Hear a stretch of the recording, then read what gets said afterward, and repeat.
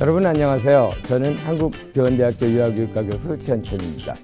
이번 찰시에서는 유명한 마술가 유리 겔라처럼 손끝 하나로 마술을 부리는 선생님, 영화 주인공 어거스트 러스처럼 거리의 소음도 음악으로 들리는 선생님, 그리고 피카소처럼 붓으로 아름다움을 창조해내는 선생님, 또한 배우처럼 운동선수처럼 신체 표현을 즐기는 선생님을 만나보게 될 것입니다. 선생님들 관심 분야가 다르기 때문에 포착하는 놀이 순간도 다르고 착안하는 놀이 아이들도 다양합니다. 어떤 선생님이 어떤 순간에 어떤 놀이 아이디어를 착안해내는지 눈여겨봐 주시기 바랍니다. 자, 그럼 시작하겠습니다. 안녕하세요. 반갑습니다. 저는 남다르게 노는 교사 정영주입니다. 안녕하세요. 저는 모든 게 음악으로 들리는 교사 김지은입니다. 네, 안녕하세요. 저는 아름다운 걸 보고 느끼는 걸 좋아하는 교사 유지희입니다. 반갑습니다. 저는 몸으로 노는 것을 좋아하는 교사 이미숙입니다. 그런데 우리가 여기에 왜 모였지요? 놀이감각 일깨우기를 주제로 이야기를 나누기 위해서죠. 놀이 감각이요? 놀이하는데 감각이 필요한가요? 네, 교사도 유아에게도 놀이 감각은 매우 중요하죠. 놀이감각은 누구에게나 있어요. 아, 그래서 우리가 갖고 있는 놀이 감각을 일깨워줘야 하는 거군요. 아하, 그래서 놀이 감각 일깨우기구나. 어떤 내용일지 정말 궁금한데요? 그럼 시작해 볼까요? 우리는 유치원에서 다양한 놀이와 상황과 마주치게 됩니다. 계획했던 놀이를 진행하는 경우도 있고 생각지도 못한 놀이를 하게 되는 경우도 있습니다. 특히 우연하게 시작한 놀이가 정말 재미있는 놀이가 되는 경우도 있어요. 우연한 놀이를 매력적인 놀이로 바꾸기 위해 교사는 어떤 역할을 할 수 있을까요? 저는 상자를 버리지 않고 꼭 아이들에게 내어줘요. 그러면 아이들은 친구들과 함께 상자를 가지고 놀아요. 상자에 앉아보기도 하고 박스에 앉은 친구를 끌어주면서 놀기도 하지요. 근데 어느 날 상자 안에 들어가 있던 아이가 몸을 숨기면서 놀고 있더라고요. 어떻게 놀이하는지 동영상을 함께 보도록 할게요.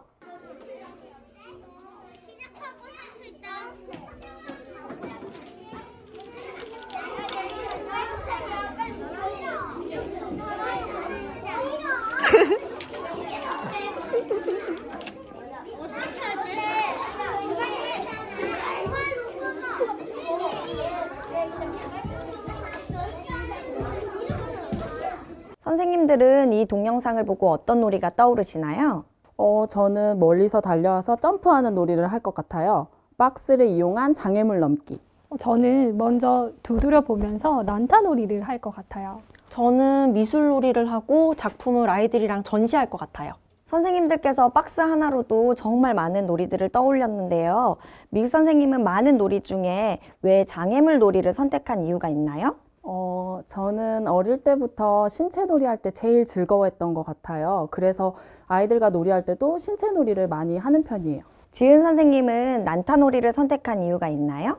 저도 음악에 되게 관심이 있어서 그런지 어떤 놀이든 음악 놀이로 연결시키게 되더라고요. 그럼 지희 선생님도 미술놀이에 관심이 있어서 미술놀이를 선택하셨나요? 생각해보니까 그런 것 같아요. 저도 항상 미술 감상에 관심이 많은 편이라 박스를 보자마자 미술놀이 뭐 하면 좋을까 하고 생각했어요. 그렇구나. 저는 혼자서 움직이는 박스를 보면서 마술 같다라는 생각을 했어요. 그래서 제가 그 모습을 촬영을 하고 유아들에게 이건 박스가 스스로 움직이는 마술이야 라면서 보여줬어요. 마술놀이요? 전혀 예상도 못한 놀이예요. 그런데 선생님이 그렇게 말씀을 하시니 박스가 혼자 움직이는 마술처럼 느껴지기도 하네요. 그래서 저희 반 아이들도 마술이라는 말이 재미있게 느껴졌나 봐요. 그 동영상을 보고 아이들도 서로 박스 안에 들어가서 움직여 보려고 다들 들어가더라고요. 제가 선생님 반 아이라면 저도 박스 안에 들어가 봤을 것 같아요. 여기서 더 재미있었던 건 제가 아이들에게 마술사가 되고 싶은 친구가 있는지 물어봤어요. 한 아이가 용기 있게 손을 들어서 제가 마술사를 해보고 싶다고 하더라고요. 그러더니 마술사가 된 유아가 제가 손을 대지 않고 박스를 움직여 보겠습니다. 얍! 하면서 주문을 외치는 거예요.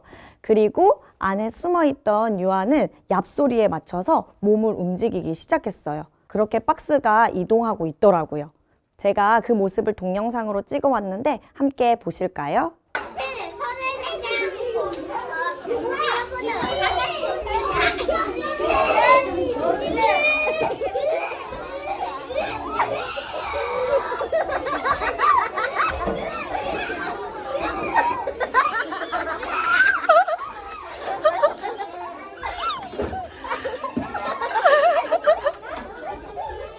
마술사 아이도 연기를 너무 잘하고 박스 안에 있는 아이도 얍 소리에 맞춰서 움직이네요. 완전 환상의 호흡인데요. 그죠? 그 모습을 구경하고 있던 아이들도 너무 재미있다면서 한참을 웃었어요. 그러자 아이들은 예전에 경험했던 마술 이야기를 시작하게 되었어요. 그때부터 저희 반의 마술 놀이가 시작되었답니다. 마술 놀이와 마술 경험 이야기는 선생님의 마술 같다는 생각에서 비롯되었네요. 그런데 선생님께서는 왜 그 많은 놀이들 중에 마술 놀이를 떠올리셨어요? 생각해보니 저는 예전부터 도입할 때 마술 기법을 자주 사용했어요. 마술 연수도 들어서 아이들의 시선을 사로잡을 때마다 마술을 많이 보여주곤 했었어요. 아, 선생님께서도 관련된 경험을 자주 하시다 보니 자연스레 마술을 연상하게 되었나 봐요. 그 다음에는 마술 놀이가 어떻게 진행됐어요? 너무 궁금해요. 그럼 저희 반에서 마술놀이가 어떻게 전개되었는지 소개하기 전에 마술에 대한 아이들의 반응은 어땠을 것 같아요? 박스 탐색할 때부터 너무 재미있게 해서 자연스럽게 마술 놀이로 이어졌을 것 같은데요. 네, 맞아요. 박스 마술을 보여주고 나서 아이들은 말도 안 되는 마술을 지어내서 보여주기 시작하더라고요. 마술에 관심이 시작된 저희 반 아이들의 좌충우돌 마술 영상을 보여드릴게요.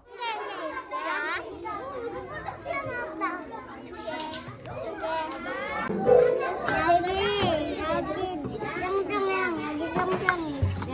네. 이제 이렇게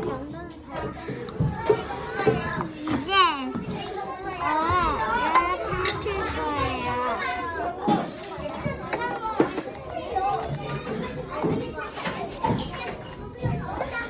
하나, 둘, 셋. 하나, 둘, 셋. 우와. 하얀 콩이 있죠?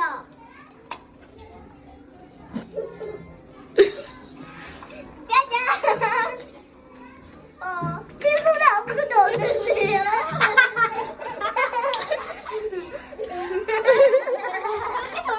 너무 웃겨요. 아직 마술 트릭이 서툴러서 다 들켜버리는 마술을 많이 했네요. 네, 맞아요. 이렇게 들킨 영상을 모아서 평가 시간에 보여줬어요. 근데 아이들도 잘하는 마술보단 이런 좌충우돌 영상을 더 재미있어 하더라고요. 화면에 자신의 모습이 친구들에게 소개되는 것에 더 흥미를 느꼈을 것 같아요. 그런 것 같아요. 화면에 나오는 아이들은 부끄러워하면서 웃더라고요. 너무 좋아했어요. 그런데 친구들에게 보여주다가 마술이 들켰다면서 속상해하고 좌절해하는 유아들도 있었어요. 그 유아들은 안 들키게 하는 방법을 집에서 연구하고 오겠다고 이야기하더라고요. 어떻게 연구하고 왔는지 궁금해요. 그런데 반전. 한 아이가 집에 있던 엄청 큰 마술 도구 세트를 가지고 왔더라고요. 연구를 해오라니까 아예 전문 도구를 가져와 버렸군요. 네. 그래서 그 안에 있는 마술 도구들을 유아들에게 소개해주고 놀이 시간에 방법대로 해보는 시간을 가졌어요. 마술 도구들은 아이들이 쉽게 따라할 수 있는 도구들이 많잖아요. 아이들이 하기엔 수월했겠어요. 맞아요. 조금의 트릭만 있으면 할 수 있는 마술들이었어요. 저희 반 아이들의 마술 연습 영상을 한번 보여드릴게요.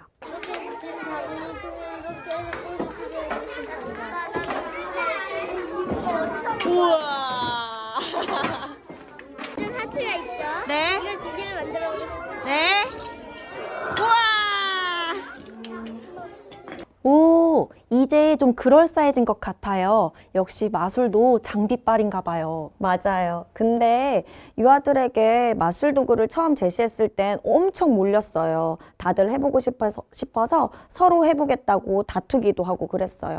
근데 한 30분 정도 탐색이 끝나니까 몇 명 유아들 빼고는 모두 다른 놀이로 가버리더라고요. 혹시 그런 거 아니에요? 장난감 새로 샀을 때 모든 유아들이 다 탐색하다가 탐색이 끝나면 자기가 원래 가지고 놀던 걸로 놀잖아요. 그런가 봐요.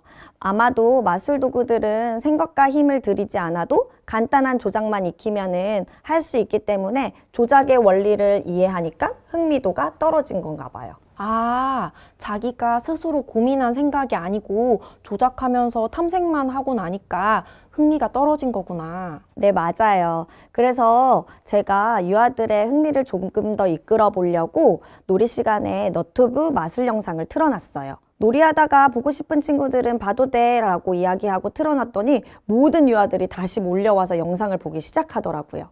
저도 너튜브에서 마술 영상 본 적 있어요.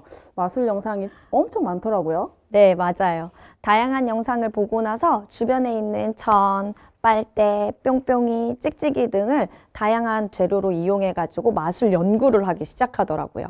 연구하고 난 후에는 저한테 와서 보여주고 꼭 동영상을 찍어달라고 이야기했었어요. 근데 아이들이 필요하다는 자료를 다 지원해 주셨어요? 네, 필요하다는 건 재료 같은 건 다 구해서 주기도 했고 만약에 없으면 대처할 수 있는 무언가를 제안하기도 했어요. 재료도 지원해 주셔야 되고 동영상도 찍어야 되고 엄청 바쁘셨겠어요. 맞아요. 제가 너무 바쁘더라고요. 마술 영상 찍어주는 역할, 마술이 잘 안 된다고 좌절하면 스킬을 알려주는 역할, 재료가 필요하다고 하면 구해주는 역할, 마술 놀이 말고도 다른 놀이들을 관찰해야 되는 역할까지 총 1인 4역을 했던 것 같아요. 와, 몸이 10개라도 모자랐겠어요. 그래서 안 되겠다 싶어서 한쪽 공간에 아이들과 함께 마술 방을 꾸몄어요. 책상 위에 비장하게 검정천도 깔아주고 그 위에서 마술 영상을 찍을 공간을 만들었죠. 우와, 완전 마술 공연장 같아요. 마술하고 싶은 친구들은 여기에서 하는 건가요? 네, 맞아요. 저희 반 친구 중에 진두지휘를 좋아하는 친구가 있어요. 그 친구에게 마술하러 오는 친구들의 영상을 찍어줄 수 있냐고 물어보았더니 너무 좋아하는 거예요. 그래서 과감하게 저의 핸드폰을 줬죠. 그래서 저는 그 시간에 마술을 연구하는 친구들의 재료를 내어주거나 키를 같이 연구하는 시간을 가졌고요. 그런데 아이들끼리 찍을 수 있게 하면 놀이처럼 진행되고 더 자연스럽고 다양한 마술들이 나올 것 같아요. 맞아요. 제가 알려준 적도 없는데 유아들은 자기들끼리 시나리오를 짜서 영상을 찍어놨더라고요. 처음 시작할 때 자기소개, 방법 설명, 마무리 인사까지 너튜브 촬영하는 것처럼 찍으면서 놀이하더라고요. 저희 반 아이들의 영상을 한번 보여드리도록 할게요. 안녕하세요. 여기 사장이 있죠? 네. 한번 사장을 풀어보면 새가 나타나는 마술을 해보도록 하겠습니다. 수리수리 마술이 야!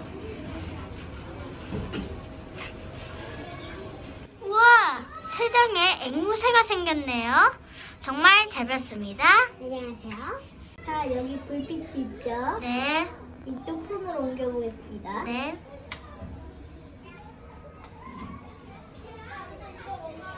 귀에도 할 수 있나요? 네.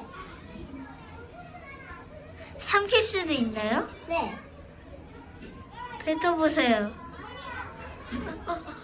진짜 신기하네요. 정말 잘 봤습니다. 찍어주는 유아도 말을 정말 잘하네요. 그리고 배경이 더해지니까 진짜 꼬마 마술사 같아요. 꼭 어디서 해본 경력이 있는 것처럼 잘하네요. 그죠? 이제 점점 스킬도 늘기 시작하고 선생님들과 친구들을 속일 정도로 잘하게 됐어요. 그리고 마술 도구 세트를 이용하지 않고 자기만의 창의적인 생각으로 마술을 만들어내기 시작했어요. 저도 깜짝 속았는데요. 선생님들도 영상을 보여드릴게요. 어떤 마술인지 눈을 크게 뜨고 보셔야 해요. 한번 보실까요? 자, 여기 뿅뿅이 2개가 있죠? 이 뿅뿅이 2개를 없애보겠습니다.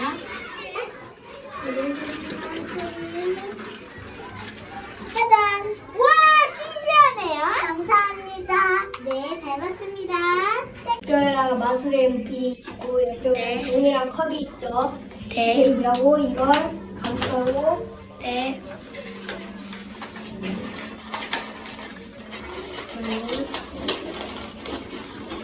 이러고 이걸 딱 들고 그다음에 약 하면은 이게 찌그러져요. 나는 컵이 사라졌어요. 어디로 갔지? 진짜 어디로 갔는지 모르겠는데요? 한 번만 다시 보여주면 안 돼요? 팔을 원 모양으로 돌릴 때 플라스틱 컵이 책상 밑으로 빠져나가게 된 거예요. 다시 한번 보여드릴 테니까 잘 살펴보세요. 이쪽에다가 마술 연필이 있고 이쪽에 종이랑 컵이 있죠. 네. 이러고 이걸 감싸고 네.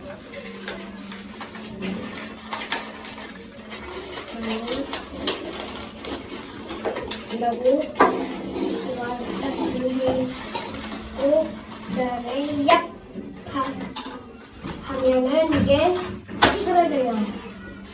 나는 컵이 사라졌어요. 어때요? 진짜 감쪽 같아요. 엄청 능숙해졌는데요. 저도 엄청 놀랐어요. 우여곡절 끝에 저렇게 완벽한 마술을 만들어냈답니다. 저것뿐만 아니라 더 완벽한 마술들이 많았어요. 와, 지금까지 한 마술 영상을 편집해서 보여주면 너무 좋을 것 같은데요? 안 그래도 아이들의 영상을 모아서 동영상을 하나로 편집했어요. 그리고 배경음악도 깔아서 하나의 영상으로 만들었답니다.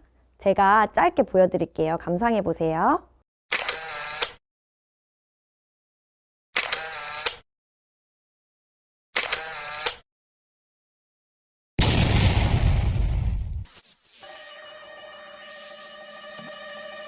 제가 오늘은 마술을 보여드릴게요. 네. 여기 아무것도 없죠? 네. 소리 마술이요. 카드가 생겼습니다. 와, 신기해요. 정말 잘 봤습니다. 네. 여기 마술책 있습니다. 네. 한번 그림이죠? 네. 이 그림을 없애보겠습니다. 네. 이제 한번 해볼까요? 와, 하얀 종이밖에 없어요. 정말 잘 봤습니다.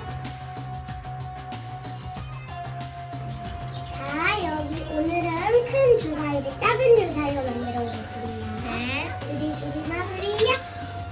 와, 주사위가 작은 주사위로 변했네요. 정말 잘 봤습니다. 너무 재밌었던 활동이네요. 이 활동에 대한 학부모님께 안내는 어떻게 나갔나요? 사진과 같이 사후 활동안을 만들어서 보냈어요. 처음에는 마술 연습을 하는 사진을 넣어서 보냈었고, 마술 활동이 마무리될 때에는 동영상을 QR코드로 만들었어요. 오른쪽 사진처럼 QR코드를 안내하여 모든 학부모님들이 감상하실 수 있도록 만들었어요. 학부모님들도 정말 좋아하셨겠어요. 우리 자녀가 꼭 마술사가 된 느낌이셨을 것 같아요. 상자가 움직이는 걸 보고 그냥 아이들이 상자로 노는구나 하고 생각할 수도 있었을 텐데 선생님의 아이디어로 매력적인 놀이가 된 것 같아요. 정말 그 놀이 속을 들여다보면 선생님의 고민과 지원, 그리고 흥미 유지를 위한 노력이 많이 묻어나네요. 네, 교사의 우연한 발견으로 인해 놀이가 진행될 수도 있어요. 그냥 스쳐 지나갈 수 있는 요소가 교사의 발견으로 살아나게 되는 거지요. 그러면 더 매력적인 놀이로 나아갈 수 있어요. 그럼 두 번째 놀이로 가볼까요? 두 번째 이야기는 옆반 친구들이 가게 놀이를 하면서 저희 반 아이들을 초대했어요. 저희 반 아이들은 손님이 되어서 현금을 내고 음식을 사 먹기 시작했어요. 그런데 그 반은 특이하게도 사진처럼 교실과 복도 사이의 창문을 떼어내고 공간을 연출했더라고요. 사진과 같이 안은 음식을 내어주는 곳으로 설정하고 복도는 손님이 밥을 먹는 곳으로 설정했더라고요. 그리고 복도에 줄을 서서 한 명씩 주문하기 시작했어요. 그렇게 한참 놀고 나서 교실로 돌아간 후에 아이들은 갑자기 종이를 달라고 하더라고요. 그러더니 사진처럼 30분 동안 종이에 무언가를 열심히 적더라고요. 아이들에게 무엇을 하고 있는지 물어봤더니 가게놀이를 하려고 메뉴판을 만들고 있더라고 하더라고요. 옆반 놀이가 재미있어 보였나 봐요. 시장 놀이, 가게 놀이는 아이들이 워낙 좋아하는 놀이인 것 같아요. 복도에서 손님들이 주문하고 안에서는 음식을 내어주는 시스템이 아이들한테는 무척 매력적으로 보였나 봐요. 네, 맞아요. 저희 반 아이들도 그 방법 그대로 놀이를 하더라고요. 그런데 저희 반은 창문을 떼어주지 않았어요. 그래서 사진처럼 음식이 다 팔렸을 때는 창문을 닫고 문 닫음 글자를 붙여놓기도 하고 장사를 할 때는 문을 열고 문 열음 글자를 붙여놓고 장사를 하더라고요. 창문을 떼어주지 않아도 아이들 나름대로 방법을 만들어서 놀이를 하네요. 생각이 기발해요. 근데 다른 변수가 생겼어요. 아이들이 즐겁게 놀더니 점점 손님이 늘어나게 된 거예요. 그러다 보니까 손님들은 줄을 너무 오래 서서 기다리게 돼버린 거예요. 꼭 인기 있는 놀이는 사람이 엄청 몰리게 되죠. 맞아요. 그래서 식당에 사람이 몰리게 돼서 해결하고자 제가 은행을 열었어요. 카드 만들어 드립니다 라는 글자를 붙여놓고 기다렸더니 은행이 열렸다는 소문을 듣고 식당에서 너무 오래 기던 손님들이 하나둘씩 은행으로 몰리기 시작했어요. 유아들이 한 곳에 모인 걸 이런 방법으로 해결하다니 좋은 아이디어네요. 좀 더 재미있게 놀이를 해보려고 제가 종이를 체크카드 사이즈로 잘라서 종이에 그림을 그려오시면 제가 IC 칩을 붙여드릴게요 라고 하니 아이들이 각자의 카드를 만들어서 오더라고요. 아, 사진 보고 진짜 카드 같다고 느꼈는데 IC 칩이 붙어 있어서 그랬나 봐요. 그 카드로 음식 사 먹어도 되겠는데요? 네, 카드를 다 완성한 유아는 음식을 사 먹으려고 가게에 가더라고요. 그러니 가게에 너무 사람이 몰리지도 않더라고요. 그럼 교실 안에서는 은행 직원, 카드를 디자인하는 사람, 음식을 사는 사람, 음식 가게 주인 이렇게 나누어서 놀게 되었겠는데요? 네, 맞아요. 근데 한 이틀 정도 놀다가 또다시 문제가 생겼어요. 한 아이가 가게 주인 역할을 독차지하고 다른 친구들에게 기회를 주지 않는 거예요. 그러다 보니 주인을 하고 싶은 친구들은 다른 곳으로 가서 가게를 차리기 시작했어요. 놀이가 안정적으로 흘러갈 즈음 아이들은 또다시 다투기 시작하는 거예요. 이번에는 파는 사람이 많아져서 모형 음식이 서로 자기 거라고 싸우기 시작했어요. 이런 상황이라면 선생님들은 어떻게 하실 것 같아요? 모형이 부족하면 모형을 사용하지 않는 역할을 만들어서 갈등을 줄일 수 있지 않을까요? 인터넷 쇼핑을 하도록 하거나 배달원 같은 새로운 역할을 만들면 될 것 같아요. 노래로 가게를 홍보하는 역할을 만들거나 음식 판매점 말고 다른 가게를 차려볼 것을 권유하겠어요. 저는 지점토나 클레이로 모형 음식 만들기를 권해볼 것 같아요. 저도 지희 선생님이랑 의견이 비슷했어요. 클레이로 음식 모형을 만들어서 판매하면 어떨까 하는 생각이 들었거든요. 그런데 클레이를 내주기 전에 교사가 예상하기엔 엄청난 양의 클레이가 필요할 것 같았어요. 맞아요. 저도 교실에서 가끔씩 클레이를 내주면 잘 놀기도 하지만 가끔씩 낭비되는 경우들도 생기더라고요. 그래서 제가 고민을 하다가 아이들에게 미니어처 가게는 어떤지 물어봤어요. 그리고 너튜브에서 미니어처 음식 만들기 영상을 보여주었더니 여자친구들이 너무 좋아하더라고요. 남자친구들 반응은 어땠어요? 남자친구들은 미니어처 영상에 별 관심을 보이지 않았어요. 그런데 막상 클레이를 내주니 점점 관심이 높아지더라고요. 그럼 놀이에 모든 유아들이 골고루 참여했나 보네요. 네, 남자친구들은 미니어처에 관심이 없는 줄 알았는데 클레이를 내주니 남녀 할 것 없이 모두 참여했어요. 그럼 그걸 이용해서 사고 파는 놀이도 했겠어요. 네, 한창 만들기를 하다가 많이 음식을 만들어지고 나니 파는 놀이를 시작하더라고요. 클레이로 만든 음식 사진을 제가 사진으로 보여드릴게요.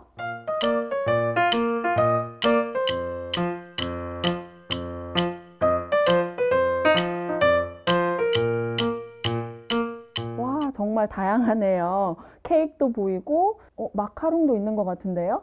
와, 나무 재료로 음식 받침대도 만들었네요. 네, 처음에는 이것저것 너튜브를 보고 만들더라고요. 그래서 나무 재료들을 나누어 주었더니 필요한 곳에 써도 된다고 하니 식탁과 의자, 또 가게를 구성하기 시작하더라고요. 진짜 식당의 축소판 같아요. 몇몇 유아들은 식당에 간판을 붙이면서 놀기도 하더라고요. 그래서 제가 프린터에서 식당 간판도 그럴싸하게 만들어줬어요. 사진으로 저희 반 아이들의 식당을 소개해 드릴게요.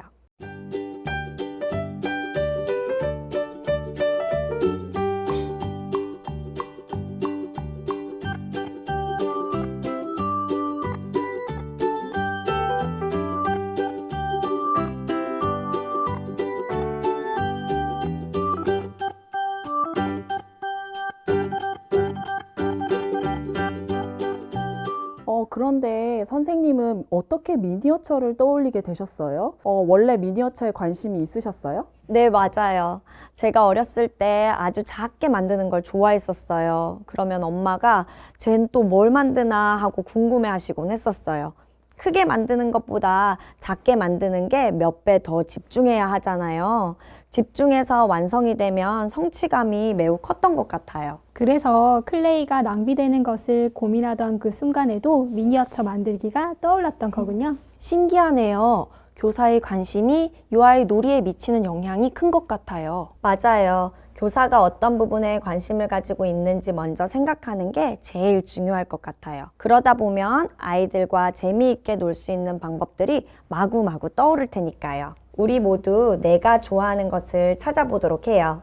네!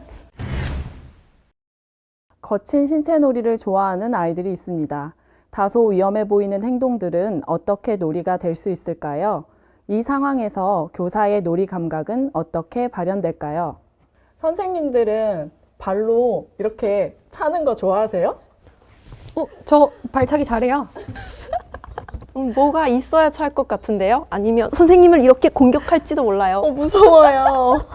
선생님들 제가 이걸 드릴게요. 웬 캐리어예요? 저희 반에서 가져온 캐리어예요. 호랑이 그림이 그려진 어린이용 캐리어죠. 만져보시면 말랑말랑해요. 만약에 이 캐리어가 교실에 있다면 어떤 놀이를 할 것 같아요? 아이들이 캐리어를 사용해 본 경험이 있다면 여행을 가는 상황을 짜서 역할극 놀이를 하지 않을까요? 캐리어를 사용해 본 경험이 없는 유아도 있어요. 캐리어가 호랑이 모양이라서 호랑이 인형 놀이도 가능하겠어요. 그런데 선생님들이 예상하신 것과 다르게 갑자기 캐리어를 발로 뻥 차버린다면 어떨 것 같아요? 헉 하고 눈이 희둥그레질 것 같은데요? 무슨 일로 아이가 화가 났나? 하면서 고민하기 시작하겠죠? 말랑말랑하다고 하셨으니까 다칠 것 같진 않지만 지나가던 친구와 부딪히면 문제가 될 수 있어요. 저는 아무래도 공격성이 표출된 거니까 하지 말라고 제지하게 될 것 같아요. 저도 처음에는 좀 당황을 했어요. 아이들이 주먹을 날리거나 발차기를 하는 경우가 있어서 지도를 하고 있었거든요. 한 아이가 캐리어를 발로 뻥 차면서 재밌어 하니까 다른 아이가 와서 또 발로 차는 거예요. 캐리어를 아마 공처럼 발로 차서 멀리 보내려고 하는 것 같았어요. 그런데 왜 공이 아니라 굳이 캐리어를 찰 생각을 했을까요? 캐리어에 호랑이 캐릭터가 그려져서 발로 찬 거 아닐까요? 그러게요. 이때 제가 떠올린 거는 오락실에 있는 펀치 기계였어요. 선생님들 뭔지 아시죠? 세게 치면 점수가 올라가는 기계예요. 펀치 기계에 호랑이가 그려져 있어도 도전 의식을 불러일으킬 것 같은데요? 무의식적으로 호랑이라는 무서운 존재를 무찌르고 싶었던 걸까요? 오락실에서 종종 해봤었는데 해보면 스트레스가 풀려요. 자기 힘을 시험해보고 친구들과 힘대결하는 게 재밌어요. 저도 펀치 기계로 놀아본 적이 있었거든요. 그래서 유아들이 뻥 차는 행동을 했을 때 단순히 공격적인 행동으로 문제 삼지 않고 어떻게 하면 교육적으로 의미가 있을까 생각하게 되었어요. 이대로 끝나버리면 정말 문제 행동으로만 남게 될 것 같았거든요. 발로 차서 멀리 보내는 그 점에 집중을 하기로 했어요. 그랬겠네요. 애들한테 발로 차는 거 아니야 하면 사건은 종료되겠지요. 그치만 발로 차는 행동이 용인되는 상황과 그렇지 않은 상황을 구분할 줄 아려면 발로 차도 되는 상황을 많이 경험해 봐야겠네요. 그래야 조절할 수 있으니까요. 캐리어를 발로 차는 것을 보고 펀치 기계를 연상하시다니 어떤 식으로 놀이가 펼쳐질지 기대가 되는데요. 저도 와 재밌겠다 하면서 어떤 지점에 캐리어를 내려놓고 정말 세게 차서 날려봤거든요. 이건 제가 발로 찬 모습입니다. 그 모습을 본 아이들은 까르르 웃으면서 박수를 쳤어요. 스트레스를 해소하고 에너지를 발산하는 그런 쾌감을 느꼈던 거예요. 그러면서 저도 하고 싶어요 하는 친구들이 늘어났어요. 뻥차기 놀이가 시작된 거예요. 순식간에 장소가 붕괴됐는데요. 캐리어는 하나 있고 여러 아이들이 몰려서 뻥 차고 싶다고 할 때 선생님들이라면 어떻게 하시겠어요? 저는 순서를 정해서 차례차례 해볼 수 있도록 할 것 같아요. 네, 맞아요. 가위바위보부터 해서 순서를 정하게 되었죠. 그리고 또 어떻게 해야 할까요? 먼저 뻥차기를 하는 아이를 순서를 정하고 나머지 아이들은 순서를 기다려서 지켜봐야겠죠? 친구가 하는 것을 잘 지켜볼 수 있도록 앉는 자리를 마련하면 좋겠네요. 그래서 이렇게 아이들이 자기 차례를 기다리면서 친구들이 하는 모습을 잘 볼 수 있도록 주변에 의자를 마련해 주었어요. 이런 놀이가 익숙해지면 아이들이 알아서 순서를 정하고 의자를 가져와서 앉기도 해요. 이런 식으로 많이 놀다 보면 놀이 방식에 숙달되겠어요. 네. 그리고 여럿이서 하다 보니까 그냥 한 번씩 차는 것보다는 기록을 재고 비교를 해보는 것이 재밌겠다는 생각이 들었어요. 아무래도 7살이다 보니까 대결하는 걸 좋아하는데 선의의 경쟁 속에서 능력을 향상시키고 있어요.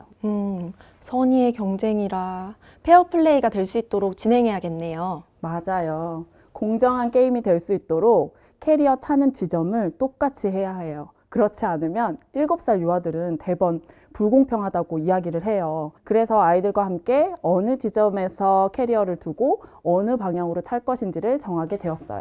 시끌벅적했겠는데요?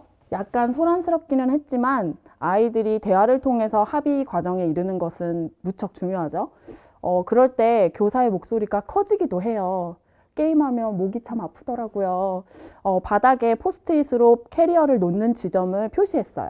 그리고 몇 회에 걸쳐서 놀이를 진행했어요.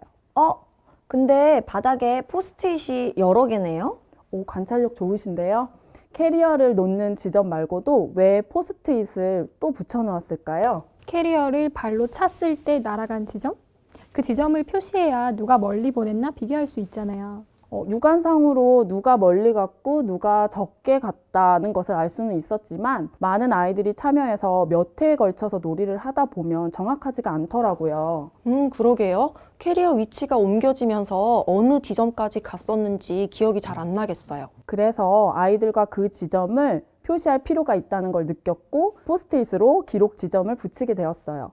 캐리어, 포스트잇, 아주 간단한 자료를 이용해서 재미있게 노는데요? 네, 간단하게 마스킹 테이프로 하셔도 되고 스티커를 사용하셔도 돼요. 놀다 보니까 저는 포스트잇에 자기 이름만 써서 개인전으로 진행을 하려고 했었거든요.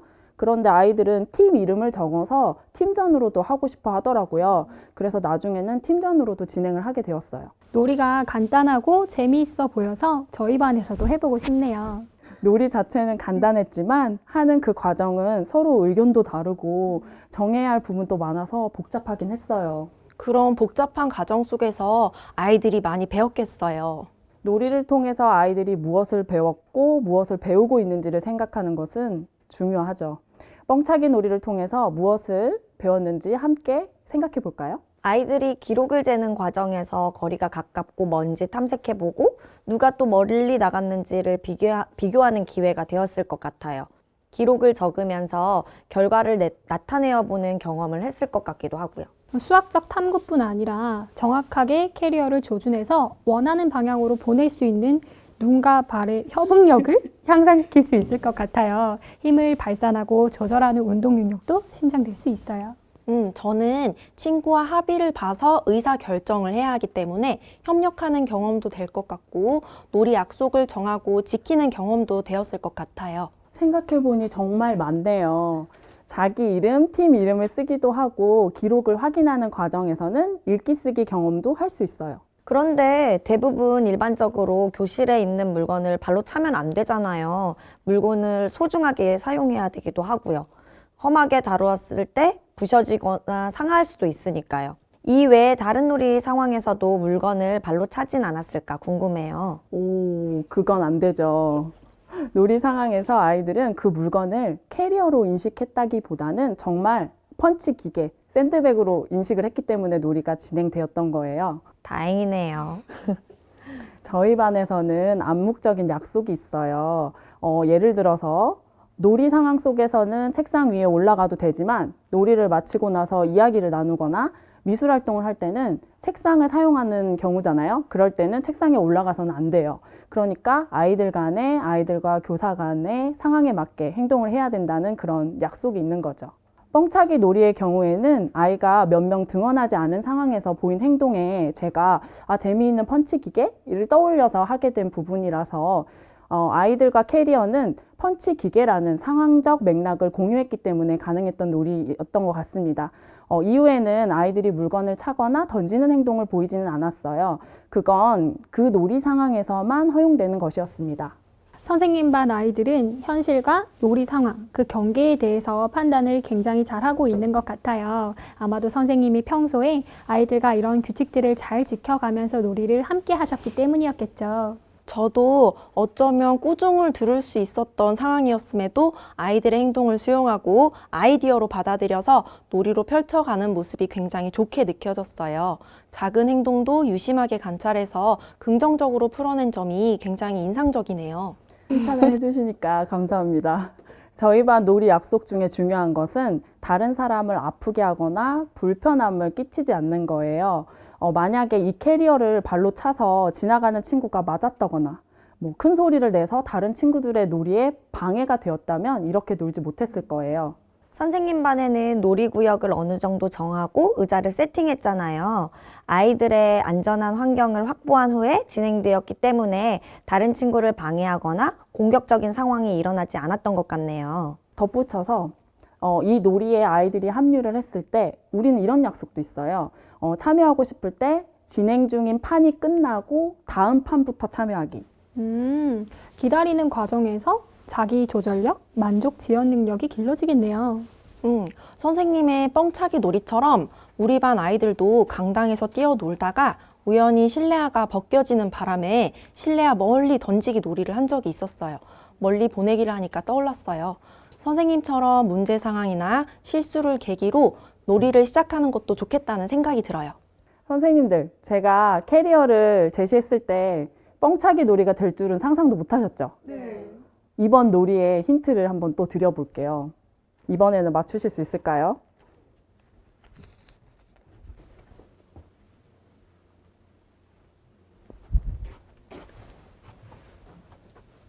빨대로 무슨 놀이를 할 수 있을 것 같아요? 저는 이걸로 소리를 내볼게요. 나는 음악을 좋아하는 선생님. 저는 젓가락질을 해볼래요. 잘하죠? 저는 수리수리 마수리야? 힌트는 두 사람이 하는 겁니다. 신호를 보내볼까요? 신호 받을게요. 뭔데요? 빨리 알려주세요. 궁금해요. 아, 알았다. 빨대를 잘 잡아보세요. 하나. 챙챙챙. 칼싸움? 네, 이번에는 맞추셨네요. 바로 칼싸움입니다. 저희 반 아이들은 칼 만드는 걸 좋아해요. 몰펀으로 칼 모양을 만들거나 종이를 돌돌 말아서 각종 재료를 활용해서 칼을 만들어요. 선생님 반은 어때요? 저희 반 아이들도 그래요. 예쁜 보석 스티커를 붙여서 마법의 칼을 만들기도 하고 칼을 만들기만 하지는 않죠? 칼 만드는 친구들끼리 칼싸움을 자주 해요. 일반적으로 칼을 만들고 찌르는 행동은 폭력적이라고 생각하는데 사실 유명한 보물섬 동화를 들어봐도 칼싸움 장면이 등장해요. 보물섬 동화를 감상하고 나서 캐리비안의 해적 OST를 배경으로 칼싸움을 한 적이 있어요. 잭 스페로와 데비 존스가 된 거예요. 그런 칼싸움은 괜찮아 보이네요. 칼싸움을 하다가 다치면 어쩌나 걱정을 하면서 한편으로는 거친 신체놀이의 장점을 알기 때문에 어느 정도 허용할 필요가 있었어요. 안전하게 놀기 위한 방법을 고민을 하다 보니 공식적으로 칼 사용이 허용되는 펜싱 경기를 떠올리게 되었어요. 펜싱이요? 아이들이 알까요? 펜싱 경기를 바로 도입하지는 않았어요. 어떻게 하면 우리가 안전하게 놀이를 할 수 있을까를 아이들과 함께 고민했어요. 우선은 넘어질 수 있잖아요. 그래서 두꺼운 매트를 깔게 되었어요. 경기장을 만든 거죠. 좋은 생각이네요. 칼싸움을 하다 보면 아이들이 교실 곳곳을 휘젓고 다니면서 친구들이 하는 놀이를 방해하거나 부딪혀서 다치는 경우들도 발생하는데 일정한 공간을 마련하면 그런 위험을 최소화할 수 있겠어요. 친구들이 놀고 있지 않은 공간을 정해서 매트를 깔았어요. 그 다음에는 다치지 않는 경기용 칼에 대해서 생각해 보았어요. 경기를 진행하면서는 여러 가지 문제 상황이 벌어졌고 그걸 해결하는 규칙을 만들어 가면서 놀이를 이어갔어요. 어떤 문제가 있었어요? 처음에는 나무젓가락을 칼이라고 했거든요. 나무젓가락이 튼튼하긴 하지만 맞았을 때 아팠어요. 아무리 가짜로 휘두른다고 하더라도 다칠 수 있다는 생각을 아이들과 하게 되었죠. 그래서 다치지 않는 경기용 칼을 만들자고 한 거예요. 칼 모양으로 제작 가능하면서 다치지 않는 재료 어떤 게 있을까요? 아이들은 먼저 수수깡을 생각해냈어요. 그런데 자꾸 부러지는 거예요. 칼이 부러지는 상황도 재미있기는 했지만 게임이 계속 중단돼서 불편했어요. 그래서 이번에는 다치지 않으면서 부러지지 않는 칼을 만들자고 했어요. 조건이 하나 더 추가되었네요. 그리고 주변에서 구할 수 있는 게 뭘까 생각을 하다가 고민 끝에 빨대로 하게 되었습니다. 문제 상황을 해결하는 과정이 놀이로 발전된 거네요. 네, 놀이가 이어지면서 계속해서 해결해야 할 일이 생기더라고요. 해결 방법을 찾아보고 적용해보는 과정이 재밌었어요. 이제 장소도 정했고 도구도 정했는데 칼싸움을 하다 보니까 승패를 가르는 방법이 필요한 거예요. 그렇죠. 아무래도 가짜로 하는 거라 칼에 맞아도 끄떡 없을 거잖아요. 맞아요. 아이들이 통상 하는 칼싸움 보잖아요. 아무도 안 죽어요.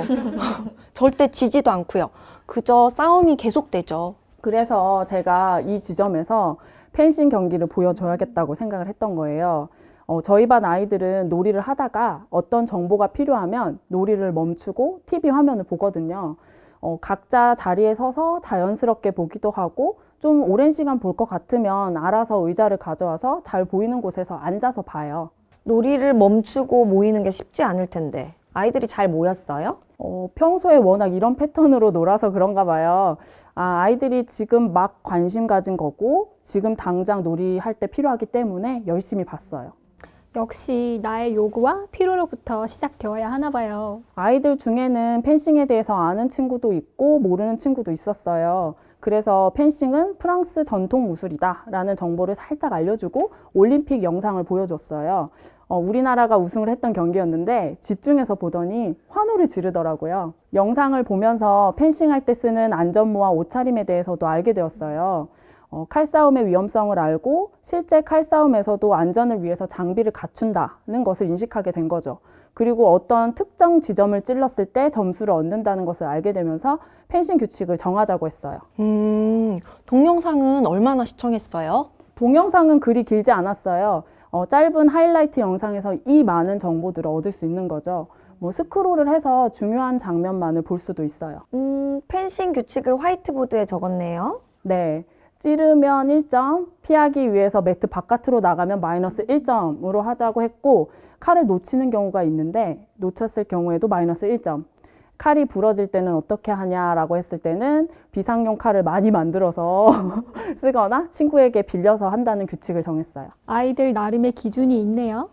저는 발생될 상황을 예상을 하고 매트 바깥으로 나가면 어떻게 할 거야? 칼을 놓치면 어떻게 할 거야? 같은 질문을 던졌어요. 아이들이 생각해보고 정하도록 한 거죠. 그리고 저희 반에는 피구놀이를 할 때, 다른 경기를 할 때 얼굴을 맞히면 안 되는 규칙이 항상 있거든요. 아이들은 얼굴을 맞았을 때 기분 나빴던 경험이 많았던 것 같아요. 그래서 마이너스가 아니라 아예 탈락이라고 정했어요. 빨대 끝에 폼폼이를 다는 것도 제 생각엔 괜찮을 것 같아요. 오, 그렇네요. 다음엔 그 방법으로. 네, 본격적으로 게임을 시작하는데 한 경기당 2명의 선수만 들어올 수 있다라는 규칙도 정해졌어요. 왜냐하면 게임을 하던 중간에 친구들이 들어와서 불편했거든요. 그래서 경기장에는 함부로 들어올 수 없고 출전하는 2사람만 들어올 수 있다는 약속도 정해졌어요. 굉장히 많은 것을 정하고 시작한 느낌이 드는데 아이들은 잘 기다렸어요? 아니요, 많이 정하고 시작하지 않았어요. 저희 반 놀이의 특징은 일단 한번 해보는 거예요. 그래서 어떤 상황과 문제점을 몸소 느끼고 그걸 해결하는 과정에서 대화를 나누고 조정을 해요. 그러면 어느새 아이들은 상황 속으로 들어와서 놀이에 몰입합니다. 제가 말씀드린 내용은 모두 놀이를 해 나가면서 정한 거예요. 우리가 예전에 게임 활동을 할 때가 생각나요. 평게임 할 때 아이들이 순서를 기다리는 과정이 참 힘들었어요. 그런데 이 놀이 형태는 아이들이 발현하는 놀이로 진행되어서 그런지 아이들의 기다림을 지루해하지 않는 것 같아요. 네, 경기장이니까 관중도 필요하잖아요. 뻥차기 놀이와 마찬가지로 기다리는 아이들이 힘들어하진 않았어요. 자기 차례가 오기를 기대하면서도 다른 친구들이 하는 걸 정말 열심히 보았답니다. 그런데 경기장이 2개네요. 경기를 하다 보니까 참여하는 인원수가 많아져서 옆에다가 경기장 하나를 더 만들게 되었어요. 그러다 보니까 출전하는 친구도 늘어났고 심판이라는 역할도 하나가 더 생기고 하면서 더 많은 아이들이 실제적으로 참여할 수 있는 기회가 많아졌습니다.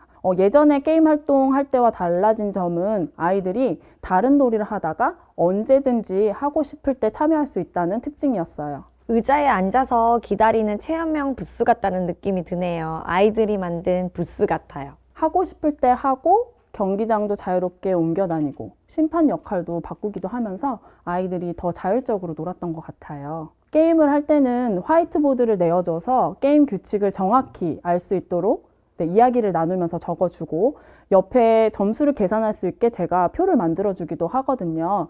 처음에 시작할 때는 제가 적어주지만 나중에는 아이들이 스스로 이름을 쓰고 점수를 계산하면서 놀이를 해요. 그것뿐이 아니에요. 친구가 몇 번 찔렀는지 매트 바깥으로 나갔는지를 판단하는 심판 역할도 중요했어요. 심판 친구들이 아주 프로페셔널해 보이는데요. OX 팻말은 어떻게 사용해요? 심판하고 싶다고 했던 친구는 OX 팻말을 이렇게 들고 왔어요. 전에 음식 경연대회 놀이나 씨름 경기나 팽이 시합을 할 때도 사용을 했던 건데요. OX 팻말은 우리 반이 대회나 경기를 할 때 심판이라는 걸 보여주는 상징이에요. 오, 심판이 여러 명인 것도 신기하네요. 아이들이 몇 번 찔렀는지 확인을 한다고 종이를 가져와서 네모칸을 그리고 점수를 얻을 때마다 체크를 했어요. 좀 더 구체적이고 확실한 근거 자료를 남기기 위해서였나? 혼자서 하기 힘드니까 선수당 1명씩 배치가 된 거예요. 그동안 여러 놀이를 하면서 종이에 표시를 하곤 했거든요. 심판하는 아이들은 노는 게 아니라 일하는 것 같은데요. 네, 처음에는 재밌어 하다가 나중에는 심판들도 직접 경기에 참여했어요. 경기가 너무 순식간에 진행이 되니까 누가 찔렀는지 뭐 이런 거를 판단하기 힘들었던 모양이에요. 그래서 제가 실제 찌르는 친구가 그냥 큰 소리로 하나, 둘, 뭐 셋, 넷 이렇게 외치면서 찌르고 마지막으로 어떤 숫자를 외쳤는지로 승부를 내면 어떠냐라고 제안을 했어요. 아이들은 좋다고 했죠. 그리고 찌르는 곳을 표시하면 좋겠다고 했어요. 그러다 보니까 텔레토비처럼 너도 나도 황금색 시트지를 몸에 붙였습니다. 그러니까 처음에는 교사가 시범으로 안전하게 경기하는 모습, 그리고 규칙을 전하는 모습을 보여준 거군요. 상황이 돌아가는 것을 파악할 수 있는 기회, 놀이를 보고 익힐 수 있는 기회를 준 거죠. 저희 아이디어와 제안대로 하다가 나중에는 다른 놀이에서 비슷한 방식을 활용을 하더라고요. 그래서 저는 짧게 단서를 주고 물러나려고 해요. 그러면 아이들끼리 규칙을 지켜가면서 게임을 진행합니다. 이때 도움을 주는 친구들이 바로 심판이에요. 심판 역할이 꼭 필요하진 않지만 교사 없이 유아들끼리 놀 때 심판 역할이 있으면 좋아요. 이번에도 이 놀이의 교육적 가치에 대해서 이야기를 나누어 볼까요? 집단 게임의 장점은 일단 하고 싶은 유아들이 섞여서 이제 대결을 하다 보니까 평소에 놀지 않았던 친구와 어울릴 수 있다는 게 좋아요. 더 친해질 수 있는 계기가 돼요. 거친 신체 놀이가 규칙 없이 진행되면 마구잡이 공격을 하게 되잖아요. 그런데 합의된 규정에 의해서 놀다 보면 행동을 인식하고 조절할 수 있겠네요. 친구를 아프게 해서 지도를 받게 되는 게 아니라 스포츠라는 합의된 규정 내에서 시합을 하는 것이니까요. 그러면서 자기의 힘을 조금씩 발산하고 조절하는 경험이 될 수 있겠네요. 순발력과 민첩성, 그리고 정확도와 조절력, 지구력까지 기를 수 있겠어요. 찌르는 행동이라고 하셔서 생각이 났는데 펜싱 규칙 처음에는 가슴 가운데 찌르지 않기라는 규칙이 없었어요. 사실 가슴 가운데 찔러야 하는 거 맞잖아요. 그런데 제가 한 아이와 같이 경기를 하면서 봐주지 않고 열심히 했거든요. 그러다가 제가 이기니까 진 아이가 속상해서 울었어요. 그 모습을 본 아이가 딱해 보였는지 가슴 가운데 찌르지 않기라고 적어주고 있는 거예요. 선생님이 짓궂었네요. 네, 저도 게임에 몰입하다 보니까 승부욕이 발동하더라고요. 반성했습니다. 의외의 규칙이 만들어지니 재미있네요. 또 다르게 놀이가 펼쳐질 것 같아서 기대가 됩니다. 뻥차기 놀이, 펜싱 경기 모두 놀이의 시작점을 문제 행동으로 바라볼 수 있었는데 선생님께서는 규칙을 만들어가면서 긍정적인 경험이 되도록 했네요. 아이들의 배움이 녹아나는 놀이라고 할 수 있겠어요. 저희 반 놀이는 항상 이런 식으로 풀어지더라고요. 신체 놀이 쪽으로요. 유아의 신체적 행동에 질서와 규칙이 이렇게 가미가 되다 보면 결국 게임 활동으로 이렇게 전개가 되더라고요. 선생님은 왜 주로 신체 놀이나 게임 활동으로 놀이가 이어진다고 생각하세요? 글쎄요. 제가 뭐 특별한 관심이나 능력을 갖고 있는 건 아니에요. 유아의 행동을 보고 왜 그런 놀이가 떠올렸는지 생각을 해보니까 제가 일상에서 신체 게임을 많이 해보기도 했지만 예전에 단위 수업에서 게임 활동했던 것들이 떠올렸던 것 같아요. 교사들이 수업 유형별로 지켜야 하는 순서 있잖아요. 그게 머릿속에 박혀 있는 느낌? 처음에 뭐 도구를 탐색하고 방법을 알아보고 안전 약속 정한 다음에 순서를 지켜서 게임하는 거예요. 맞아요. 개정놀이 과정 이전에는 다양한 유형의 활동들로 수업했었잖아요. 예전에는 활동에 필요한 것들을 교사가 모두 내어주고 시작하기 전에 모든 걸 정해놓고 아이들은 준비된 것만 하는 그런 교육 활동으로 전개를 했었어요. 지금은 아이들이 스스로 하게끔 아이들끼리 필요한 도구를 만들어가면서 할 수 있도록 제가 옆에서 도와주는 식으로 해요. 놀이 과정에서 규칙을 만들고 익힐 수 있게. 결과적으로는 유아가 어떤 상황이든 규칙을 만들어가면서 스스로 또는 친구와 함께 놀이를 창조하게 되더라고요. 놀이 안에서 풀어지는 신체 활동, 협력 게임인 것 같아요. 어쩌면 어설플 수 있는 넌 관심이 금방 식을 수도 있는 아이들의 놀이를 잘 살리는 방법이에요. 규칙을 통해 구체화해가며 그 속에서 더욱 몰입하며 놀 수 있네요. 놀이의 매무새를 만져준다고 해야 될까요? 조금 더 놀이의 형식을 갖추니까 놀이의 지속성이 커지네요. 유아 놀이 중심으로 교육과정을 운영하다 보니까 유아들의 자유분방함이 신체 놀이로 나타나요. 저는 유아가 의미 있는 경험을 했으면 좋겠다는 마음으로 질서와 규칙에 대한 지원을 많이 해요. 제 의식 속에 민주시민의 기초 형성이라는 유치원의 교육 목적이 강하게 자리 잡혀 있는 것 같아요. 유아 중심 교육이 되기 위해서 교사의 권위에 의한 통제보다는 민주적인 절차로서 규칙을 만들고 지켜가면서 자율적으로 배워나갔으면 좋겠습니다. 유아들은 생활 속에서 다양한 음악 요소를 접합니다. 유아들이 다양한 음악 요소에서 아름다움을 발견할 수 있도록 하려면 어떻게 해야 할까요? 유아의 놀이 감각을 일깨우려면 교사는 어떤 역할을 해야 할까요? 짜잔! 요즘 저희 반 아이들이 연주하는 악기를 가져왔어요. 제가 소리를 들려드릴 테니 선생님들 잘 듣고 한번 맞춰보시겠어요?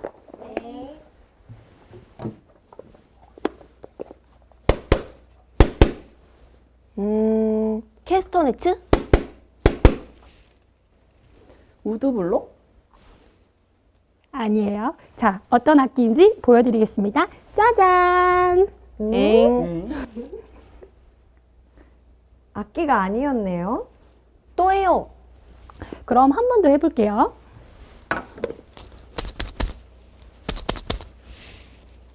마라카스? 메인스틱? 이건 악기인 것 같다. 아니에요. 짠! 미술 시간에 사용하는 가위였습니다. 아니, 핑킹 가위에서 이런 소리가 난다고요? 분명 익숙한 소리였는데 이렇게 들으니까 새롭네요. 우리 주변에서 쉽게 볼 수 있는 물건이 악기가 되다니 정말 음악에 관심이 많은 선생님이라 남다르시네요. 제가 음악을 굉장히 좋아해서 유아들의 음악 놀이에도 관심이 아주 많아요. 피아노를 오래 치기도 했고 학교 다닐 때 예술회관이나 공연장에서 아르바이트를 많이 했었는데 그런 경험들 덕분에 다양한 장르의 음악에 관심이 아주 많아진 것 같아요. 선생님이 음악을 좋아하시고 관심을 가지고 있으니까 자연스럽게 유아들과도 음악 놀이를 하시는군요. 아침에 출근할 때 오늘은 어떤 음악 놀이를 해볼까? 라는 생각을 할 정도로 음악 놀이에 대한 애정이 깊어요. 선생님은 관심사가 분명하시니까 음악 놀이에 대한 아이디어도 풍부하실 것 같아요. 교사가 어떤 관심사를 확실히 가지고 있으면 교육의 방향을 정하기가 수월하겠어요. 그런데 교사가 음악에 관심이 있다고 해도 놀이로 접근하기는 어려울 것 같은데. 혹시 비결이 따로 있나요? 저도 궁금해요. 지은 선생님은 음악 놀이를 어떻게 시작하시는 거예요? 저희 반 수연이는 방탄소년단을 정말 좋아해요. 방탄소년단 영상이나 뮤직비디오를 매일같이 시청하고 오는데 하루는 다이너마이트 노래를 부르면서 두 손으로 기타 치는 신용을 따라하더라고요. 아, 저 그거 알아요. 뮤직비디오 마지막쯤에 기타 치는 장면. 와, 정 선생님, 아미신가 봐요. 아, 아미는 아닌데 뮤직비디오를 많이 봐서 알고 있어요. 이렇게 추는 거 맞죠? 맞아요. 정 선생님이 방금 보여주신 것처럼 수연이가 방탄소년단의 안무를 따라했어요. 그런데 주변 친구들이 너 뭐 하는 거야? 라고 묻자 나도 몰라? 방탄소년단 뮤직비디오 보니까 손을 이렇게 왔다 갔다 하던데? 라고 말하더라고요. 수연이는 무얼 나타내는 안무인지 모르고 그냥 본대로 따라한 거군요. 수연이는 허공에서 손을 위아래로 튕기는 모습이 기타 치는 행동인지 전혀 몰랐대요. 제가 알려주니까 수연이가 화들짝 놀라더라고요. 그런데 그 상황이 어떻게 음악놀이로 발전된 거예요? 저희 유치원에서는 아이들이 상의에 지퍼가 달린 활동복을 입고 생활을 해요. 유아 한 명이 수연이를 보고 손을 위아래로 왔다 갔다 하는 모습을 따라하다가 무심코 손톱이 지퍼에 슥 닿은 거예요. 지퍼에 손톱을 올려놓고 왔다 갔다 하니까 긁는 소리가 났던 거군요. 지직 하는 소리가 났어요. 그랬더니 수연이가 진짜 기타다. 진짜 소리가 난다 라고 말했고 주변 아이들이 손톱으로 자기 옷에 달린 지퍼를 긁으면서 소리에 집중하기 시작했어요. 우리 주변에서 흔히 일어날 수 있는 상황인데 기타라고 생각하니까 좀 색다른 경험이 되었어요. 그렇죠. 생활 속에서 옷에 달린 지퍼에 손톱이 부딪히는 건 얼마든지 일어날 수 있는 일이에요. 그렇지만 유아가 그 상황에 호기심을 느끼고 집중하면서 소리를 가작화한다면 저는 그때가 바로 음악놀이를 시작할 때라고 생각해요. 유아를 관찰하면서 관심사를 발견하고 자연스럽게 놀이 시작점을 찾아내는 거네요. 마치 온앤오프처럼 교사가 항상 놀이 버튼을 누를 준비를 하고 있다가 유아의 흥미를 발견하는 그 순간 그때 버튼을 눌러야 하는 거군요. 그래서 유아와 주변 사물로 여러 가지 소리를 찾아보신 거예요? 지퍼 소리를 곧 기타 소리라고 느낀다면 다른 악기 소리를 찾는 것도 가능하겠다는 생각이 들었어요. 교실 안에 있는 어떤 물건이든 악기 소리를 찾아보자고 했어요. 대신 음률 영역은 들어갈 수 없고 10분이라는 시간 제한을 주었어요. 그러자 아이들이 와! 고함을 지르면서 악기 소리를 찾기 위해서 교실 안을 돌아다니기 시작했어요. 애들이 음률 영역도 못 들어가고 정해진 시간도 있으니까 엄청 긴장되면서 재밌었을 것 같아요. 게임하는 기분이 들었을 것 같아요. 보물찾기처럼. 그런데 아이들이 흥분하면서 고함을 지르는 상황에 소리를 찾는 놀이가 가능한가요? 아이들이 뛰어다니는 통에 처음에는 어수선했지만 책상에 귀를 대거나 병뚜껑을 서로 부딪히는 순간에는 마법처럼 입을 열지 않았어요. 그렇게 집중하는 모습은 처음 봤어요. 이 소리가 무슨 소리지? 어떤 악기 소리와 비슷한 소리지? 라고 한참 생각하더라고요. 그러다 갑자기 머릿속을 스치는 악기가 떠오르면 요레카라고 외치듯이 신나게 소리를 찾으면서 놀더라고요. 매일 보고 만지는 물건들이 악기로 느껴진다는 건 정말 새로운 경험이 되었겠네요. 우리 주변에 귀로 느낄 수 있는 즐거움이 많다는 것을 알게 되었겠어요. 그런데 저는 좀 걱정되는 게 있는데 악기에 대해서 잘 모르는 유아가 있으면 어떡하죠? 이 소리는 우드블럭 소리랑 비슷하네? 아니야. 이 소리는 심벌즈 소리랑 비슷하구나 라고 느낄 수 있는 것들은 유아의 경험에 따라 차이가 있을 것 같아요. 그런 차이가 있다는 걸 놀이가 시작되고 발견했어요. 어떤 유아는 한참 동안 책을 두드리다가 선생님, 아무리 들어도 무슨 악기지 모르겠어요 라고 말하는 반면에 또 다른 유아는 선생님, 크레파스 통에서는 소고 소리가 났는데 싱크대에서는 핸드벨 소리가 나요 라고 이야기하는 것을 보고 아차 싶더라고요. 아이들마다 갖고 있는 경험이 다른데 그 차이를 줄이기 위해서 다른 노력을 하셨나요? 당연하죠. 평소 음악놀이에 대해 이것저것 생각해 두었던 방법들이 이럴 때 도움이 되더라고요. 어떤 방법인가요? 악기 소리를 듣고 싶은 소리로 바꾸는 것이었어요. 유아의 경험이 모두 달라서 경험의 차이를 줄일 수 없을 때는 상상력에 무게를 두는 방법이에요. 예를 들어서 리모컨 누르는 소리는 사탕 자판기에서 먹고 싶은 사탕 버튼을 누르는 소리라고 상상해서 말하는 것이지요. 정말 재미있는 방법이네요. 사탕 버튼을 누르면 유아가 리모컨을 버튼을 누를 때마다 달콤한 상상을 할 것 같아요. 이럴 때 교사의 지원이 필요한 것 같아요. 적절한 때에 교사가 놀이 규칙을 변경할 수 있도록 돕는다면 더욱더 즐거운 놀이가 될 수 있을 것 같아요. 저도 같은 생각이에요. 놀이의 흐름을 매끄럽게 만들어주는 일은 꼭 필요한 것 같아요. 유아가 사물에서 찾은 상상의 소리로 합주하는 모습 정말 기대가 되는데요. 자, 그럼 저희 반 유아들의 음악놀이 영상을 함께 보실까요? 떼굴떼굴떼굴도 소리가 어디서 왔나 단풍 믿고 깨물들 산골짜기에서 왔지. 와, 정말 물건에서 악기 소리가 들렸어요. 자세히 들여다보면 같은 박자에서 전부 다른 리듬으로 연주하는 것 같은데요. 정말 재미있네요.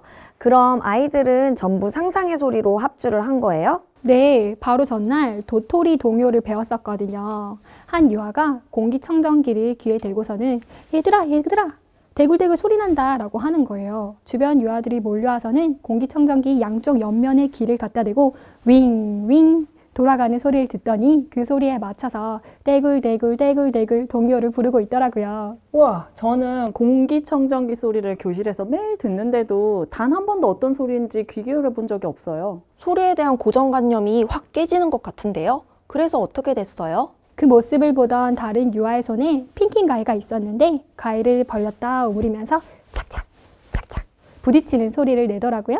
그러더니 선생님, 이 소리는 다람쥐가 산골짜기에서 팔딱 팔딱 점프하는 소리 같아요 라고 말하길래 소리를 정말 잘 찾아내었구나. 선생님도 다람쥐가 점프하는 소리처럼 들리네 라고 공감해 주었더니 갑자기 너도 나도 도토리 노래를 부르면서 노랫말에 어울리는 소리를 찾게 되었지요.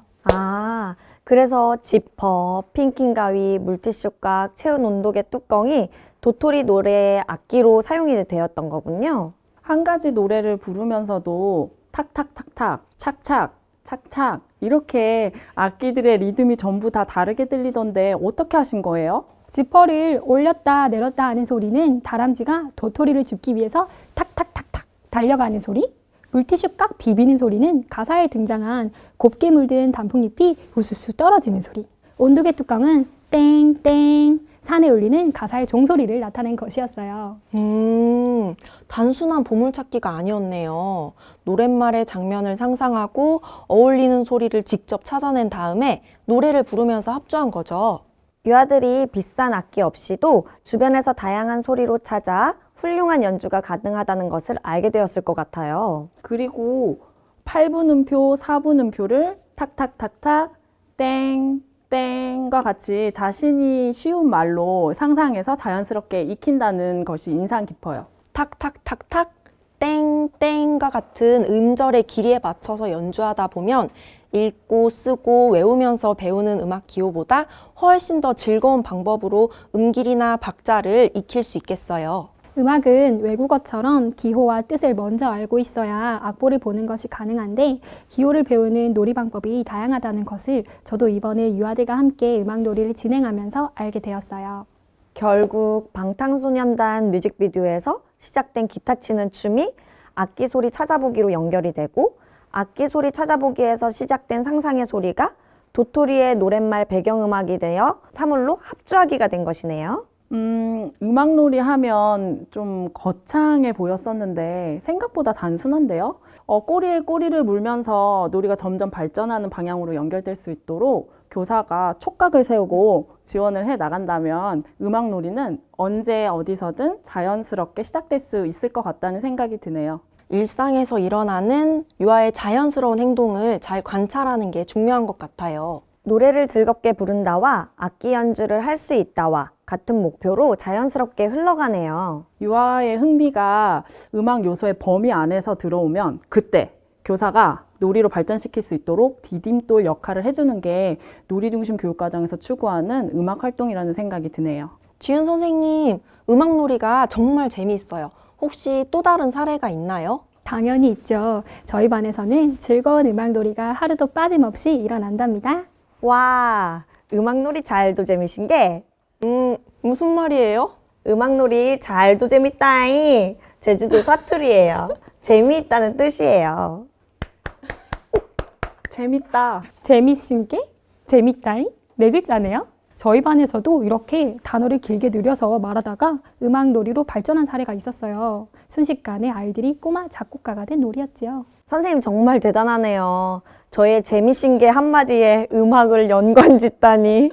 유아의 말놀이에서 시작된 작곡놀이가 있었어요. 놀이 시간에 저희 반 도안이가 저에게 색종이를 한 장 달라고 했어요. 그런데 말에 길고 짧음이 있었어요. 아까 영주 선생님께서 말씀하신 제주도 방언처럼요?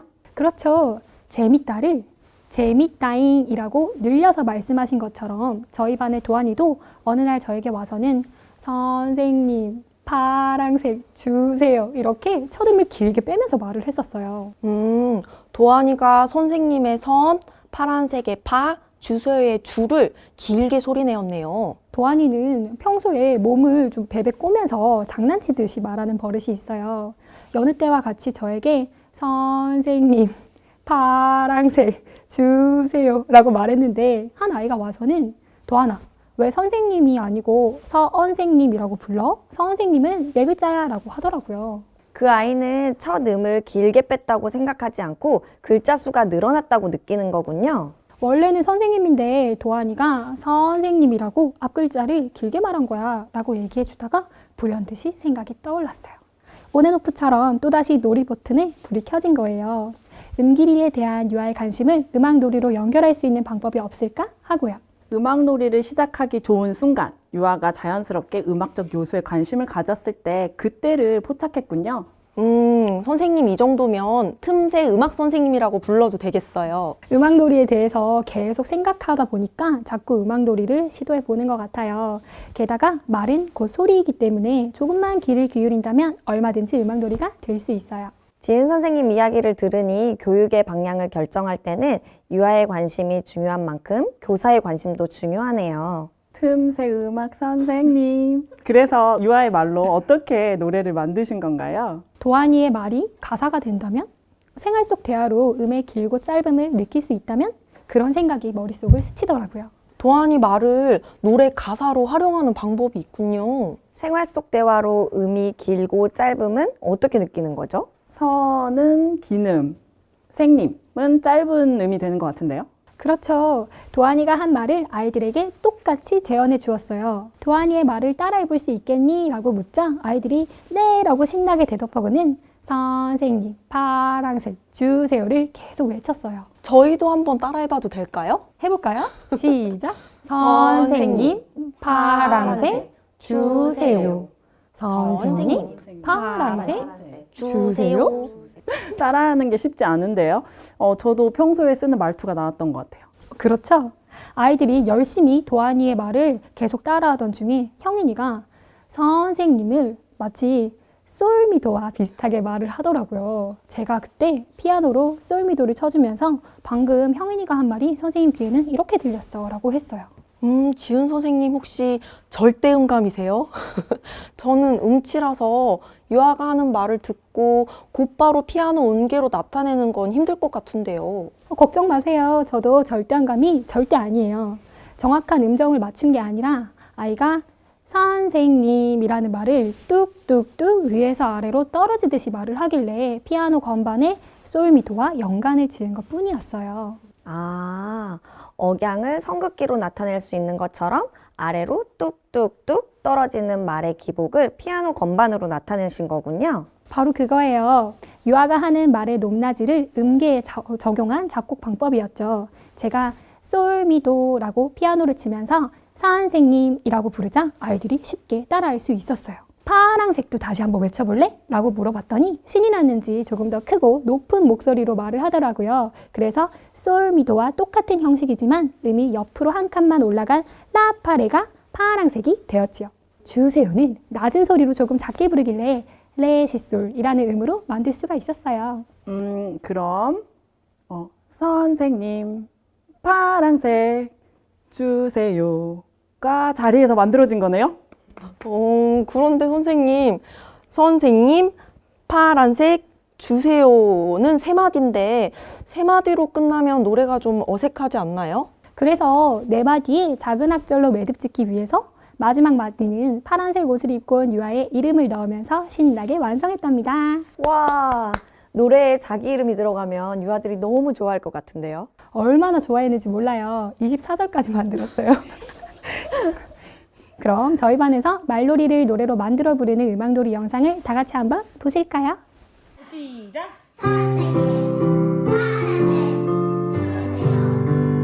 그다음에는 김준호 씨 빨간색 시작.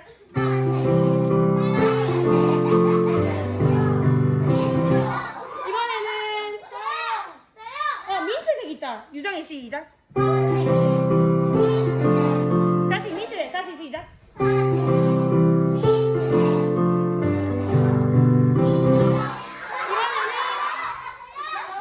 우와, 아이들의 웃음소리가 끊이질 않네요.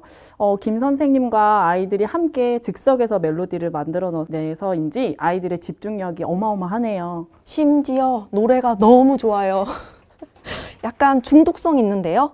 옷 색깔과 유아 이름을 바꿔서 2절, 3절 이렇게 계속 만드셨군요. 마지막 마디에 자기 이름이 들어가니 지목된 유아가 굉장히 즐거울 것 같다는 생각이 들기도 했어요. 그럼 저희도 지금 한번 옷 색깔과 이름을 넣어서 노래를 다 같이 한번 불러볼까요? 좋아요. 유지 선생님? 오늘 살구색 옷을 입은 우리 유지 선생님, 네, 이름을 넣어서 노래를 불러보는 게 어떨까요? 재밌겠다. 너무 설레요. 그럼 가사가 선생님 살구색 주세요 유지가 되겠네요. 다 같이 한번 불러볼까요? 하나, 둘, 셋, 넷. 선생님 살구색 주세요 유지. 갑자기 얼굴이 빨개지죠? 그런데 정말 재밌어요. 갑자기 제 주제가가 생긴 기분이랄까요? 이제 살구색 옷만 보면 유지 선생님이 떠오를 것 같아요. 그런데 김 선생님 반의 도안이가 무심코 한 말이 노래로 만들어졌잖아요. 저는 친구들이 그 말투를 가지고 놀리지 않을까 걱정을 했는데 선생님의 도움으로 즐거운 경험이 된 것 같아요. 도안이가 굉장히 뿌듯했겠어요. 무심코 한 말이 노래로 만들어지다니. 만약 제가 도안이라면 이 노래는 평생 잊을 수 없는 유년 시절의 선물 같은 노래로 기억될 것 같아요. 도안이뿐만 아니라 주변 친구들도 아, 말이 음악이 될 수 있구나. 노래가 이렇게 쉽게 만들 수 있네. 라고 생각을 해서 음악에 친근감을 느끼게 되었을 것 같아요. 음악의 악자는 한자로 즐거울 락자라고 한다 하더라고요. 즉 소리를 통해 즐거움을 느낀다는 거죠. 유아들과 함께 노래를 만든다는 것은 결국 즐거움을 만든다는 거라는 생각이 드네요. 저도 오늘부터 저희 반 아이들과 함께 말의 높낮이를 음계로 나타내는 놀이를 시작해 봐야겠어요. 선생님도 보면 할 수 있어요. 안녕하세요를 도도도도쏠이라고 우리 마음대로 정해보자는 거죠. 유아의 두 눈이 반짝반짝거리는 모습을 보실 수 있을 거예요. 유아의 말에 음정을 붙이기만 해도 음의 고저, 음 길이, 리듬, 박자 모두 경험할 수 있겠어요. 그 음정이 100% 정확하진 않아도 보이지 않는 소리를 보이는 소리로 만들어보는 훌륭한 놀이 과정이라는 생각이 들기도 해요. 저도 꼭 교실에서 아이들과 함께 작곡놀이를 해볼 거예요. 그런데 만약에 작곡놀이를 했는데 음악이 영 이상하면 어떡하죠? 저는 음악에 재주가 없어서 사실 좀 막막하기도 해요. 솔직히 저는 교실에서 새 노래 배우기를 자주 해요. 아무래도 유아들이 가장 잘 따라하기도 하고 또 쉽게 배우기 때문에 자주 하거든요. 사실 저도 마찬가지예요. 저희 반 아이들에게도 한 명씩 주제가를 만들어주고 싶기는 한데 다양한 음악 놀이를 많이 해본 적이 없어서 작곡놀이가 약간 두려워요. 기왕 유아들과 작곡을 해보자고 마음을 먹었으면 지은 선생님처럼 멜로디가 예쁜 곡을 하나 완성하면 좋을 것 같은데 근데 과연 제가 그럴 능력이 있을까요? 그렇다면 작곡 놀이의 결과물보다 음악을 만드는 그 과정에 집중을 해보시는 건 어떨까요? 작곡 놀이를 통해 꼭 대단한 작곡가처럼 완성된 곡 하나를 뚝딱 만들어야 된다고는 절대 생각하지 않아요. 아, 음악이라고 해서 누구나 만족스러워야 하는 결과물을 내야 될 필요는 없다는 거네요? 말 그대로 작곡 놀이는 유아가 즐겁게 음악을 배우기 위한 하나의 놀이일 뿐인 거죠. 그렇다면 김 선생님 말씀은 음악을 만드는 과정에서 즐거움을 찾아보라고 하시는 말씀이시죠? 그런데 어떻게 하면 될까요? 예를 들어서 우리가 말할 때 소리내는 음의 높낮이를 굳이 피아노 음계로 나타내는 거 말고 그림으로 자유롭게 그려보는 건 어떨까요? 아, 감사합니다 라고 말할 때 소리의 높낮이를 손으로 그릴 수 있는 것처럼요? 그렇죠. 음의 높고 낮음을 음계에 대입하는 거 말고 다른 방법을 활용해 보는 거예요. 종이에다가 그림을 그리듯이 선으로 소리를 그어보는 거네요. 딩동댕. 저희 반 도안이가 말한 선생님은 형인이가 그 말을 따라하면서 선생님이 되었어요. 아마도 다른 선생님들 반에서는 선생님이 될 수도 있잖아요. 그 모양을 손으로 그린다면 이렇게 선생님, 파랑색, 주세요가 되는 거겠죠. 결국 유아의 말소리에서 시작한 보이지 않는 소리를 보이는 소리로 나타내는 거는 피아노 음계나 그림이나 비슷하네요. 유아가 직접 소리를 느끼고 흐름을 타면서 그림 악보로 만들어 간다면 다소 멜로디가 어색하더라도 음악과 가까워지는 작곡 경험이 되겠어요. 선생님, 파랑새, 주세요를 자기가 그린 악보를 보면서 노래할 수 있다면 그것이 곧 유아가 만든 멋진 노래라고 생각해요. 저 진짜 음치에 박치여서 걱정이 많았었는데 이제 음악놀이는 걱정 없어요. 정말 다행이에요.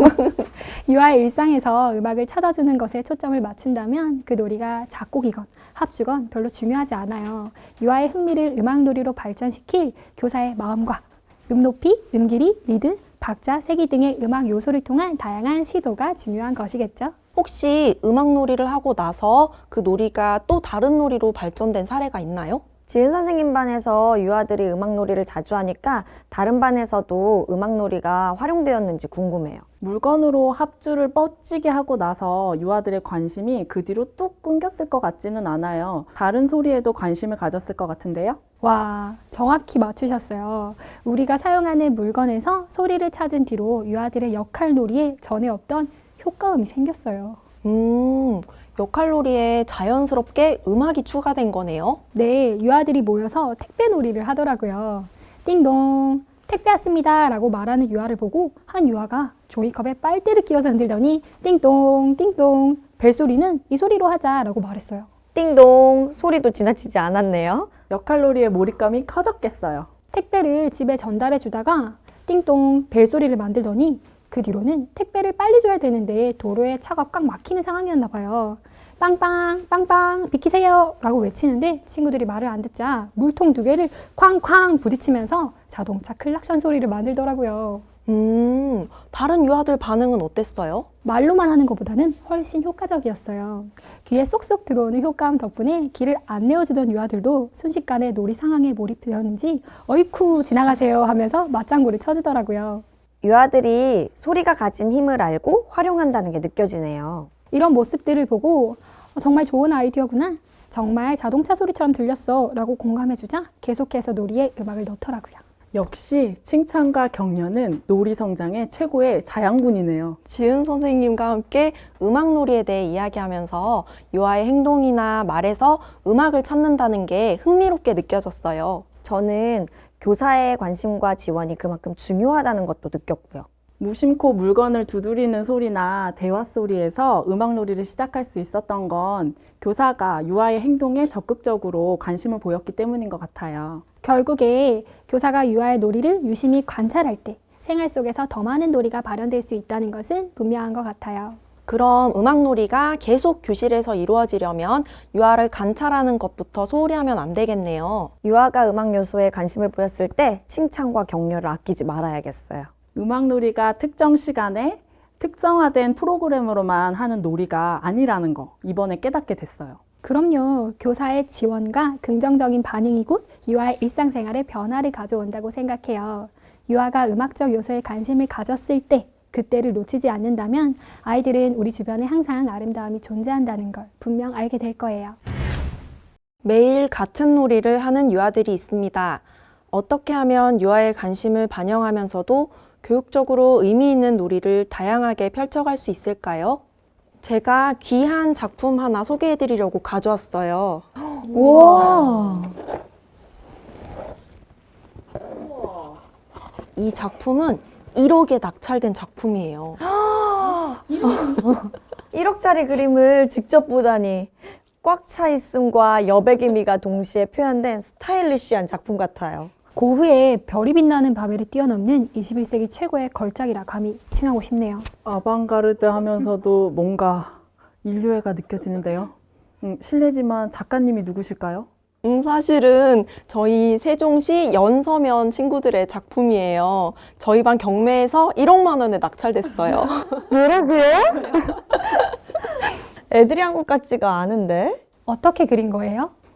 이 작품이 어떻게 완성되었는지 설명해 드릴게요.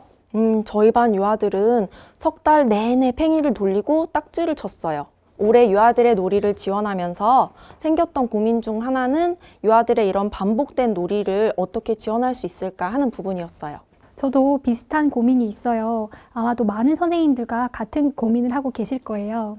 2019 개정 누리과정에서도 이와 같은 사례를 다루더라고요. 같은 놀이만 반복한다면 다양한 놀이 경험을 할 수 있도록 교사가 지원해 주는 것이 중요하겠네요. 교사가 다양한 놀이 경험을 지원하면 나중에 이러한 경험을 바탕으로 유아들끼리 놀이를 만들어갈 수 있어요. 그래서 제가 가지고 있는 놀이 아이디어를 제안을 많이 하는 편이에요.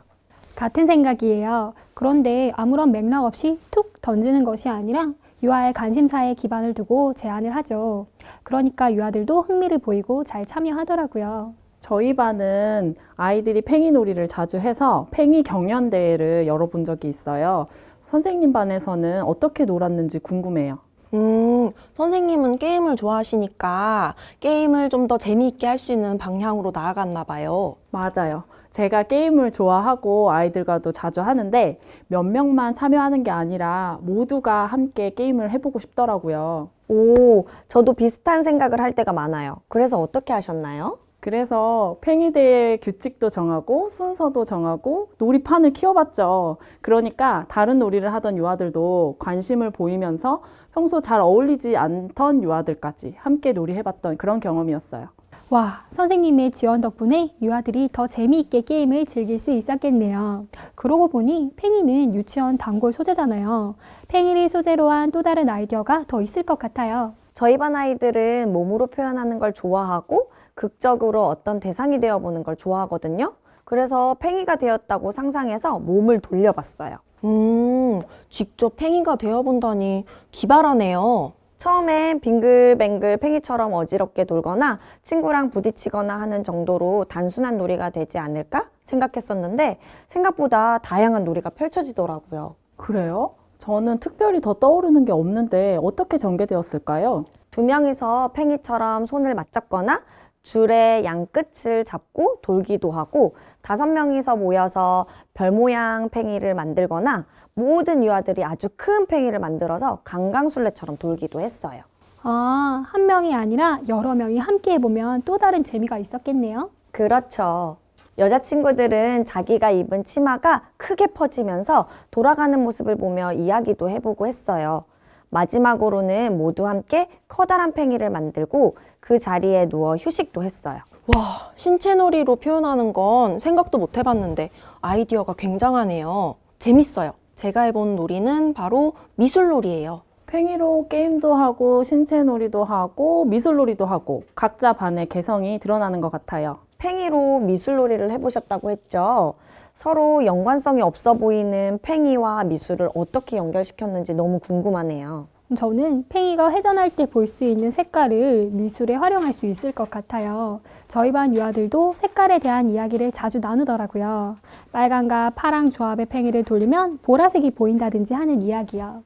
저희 반 아이들도 비슷한 이야기들을 했어요. 멈추었을 때의 색깔과 돌렸을 때 보이는 색깔의 차이부터 어떤 색을 조합했을 때 가장 마음에 드는지에 대해서도 이야기를 나누더라고요.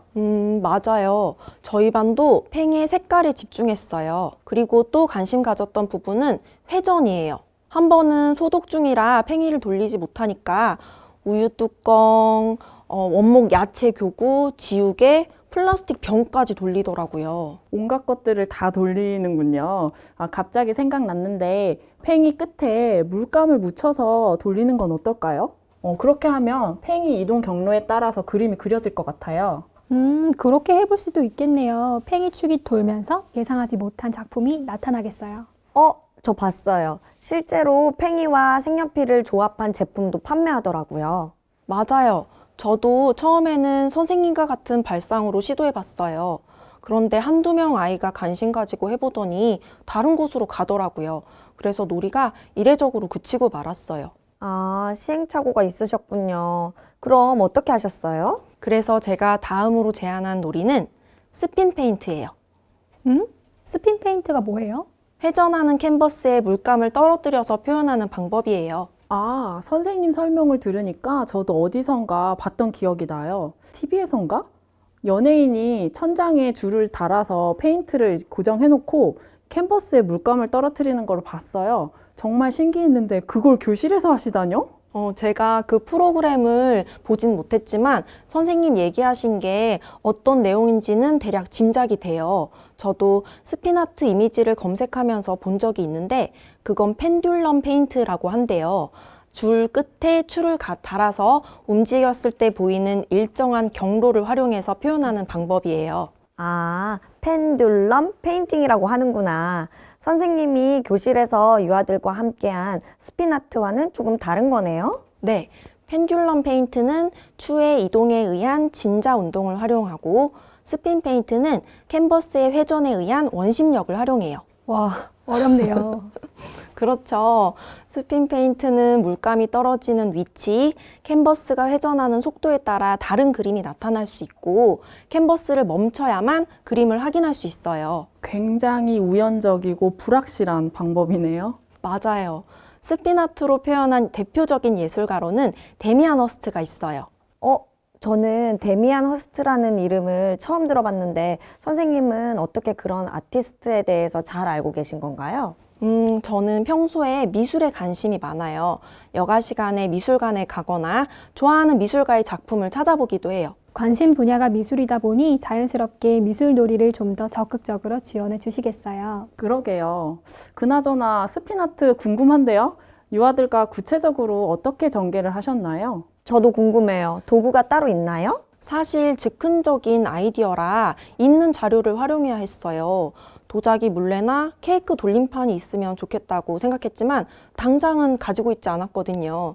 그래서 바깥놀이 할 때 쓰던 바람개비를 활용했어요. 도자기 물레나 케이크 돌림판을 상시로 보유하기는 어렵죠. 추후 구입할 수는 있겠지만요. 필요해서 구입했는데 놀이에 관심을 가지지 않을 수도 있으니까 아이들이 스핀 페인팅에 흥미가 생겼을 때 그때 구입해도 좋을 것 같은데요? 네, 우선은 회전축을 바닥에 고정시키고 바람개비 날개에다가 종이를 붙인 다음에 회전시키면서 물감을 떨어뜨려 봤어요. 유아들은 각자 놀고 있었어요? 아니면 선생님 혼자서 해보신 거예요? 저 혼자서요. 물감이 회전하면서 주변 가구들을 오염시킬 수 있기 때문에 바깥놀이를 할 때 시도했는데 유아들은 그때 각자 자기가 좋아하는 놀이들을 하고 있었어요. 하긴 물감이 튀어서 교실에서는 쉽게 해볼 수 없을 것 같아요. 바깥에서 하는 물감놀이도 괜찮은데요? 만약에 실내에서 한다면 상자 안에 넣어서 해볼 수도 있을 것 같아요. 좋은 생각이네요. 선생님, 그래서 어떻게 되셨나요? 제가 혼자 분주하게 움직이고 있으니까 유아들이 궁금한지 다가왔어요. 제가 회전하는 종이 위에 물감을 뿌리면서 즐거워하니까 주변에 모인 유아들도 한 번씩 다들 해보고 싶어 하더라고요. 놀이 자체가 워낙 시선을 끌기도 하지만 평소 선생님과 아이들의 유대관계가 좋아서 그렇게 하셨던 것 같은데요? 저도 완전 해보고 싶을 것 같아요. 어떻게 나타날지 너무 궁금해요.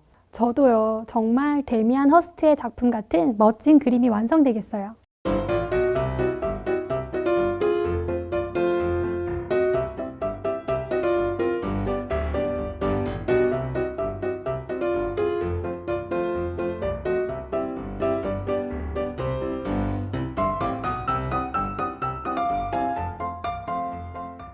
보신 것처럼 실제 스핀 페인트 작품은 회전력이 강해서 원형의 물감이 바깥쪽으로 선을 그리면서 퍼지더라고요. 그런데 저희 반에서 했던 스핀 페인트는 물감이 직선으로 떨어지면서 좀 더 다른 느낌이 났어요. 누가 참여하든 비슷한 결과물이 나올 줄 알았는데 결과가 다 다르네요.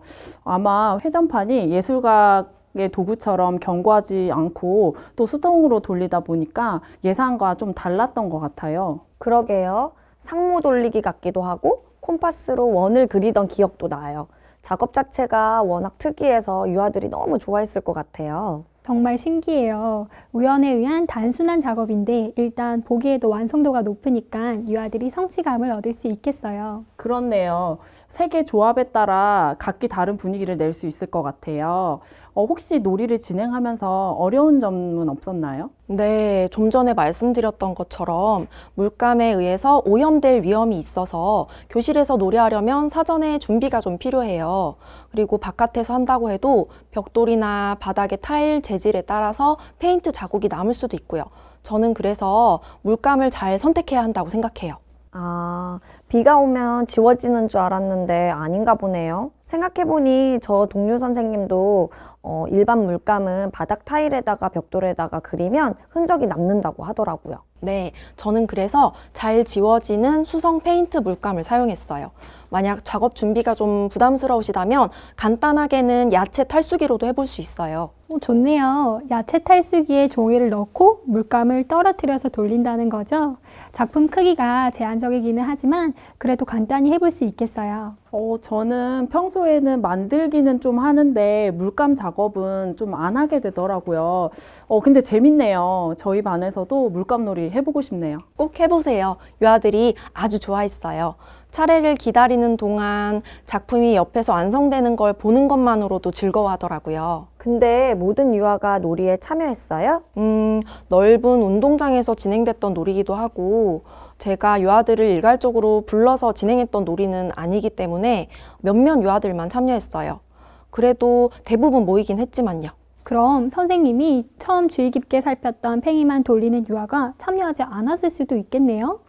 그래서 놀이평가를 할 때 제가 유아 작품을 곳곳에 전시해서 도슨트처럼 설명해 줬어요. 이 특이한 작품은 어떠한 과정으로 제작된 것인지 알려주니까 아이들이 궁금해하면서 다음번에 꼭 참여하고 싶어 하더라고요. 아이들이 전시된 작품을 보면서 색의 아름다움을 느끼고 일반적으로 자주 접할 수 있는 그림이 아니라서 그런 추상화를 감상하면서 예술의 다양성을 경험했을 것 같아요.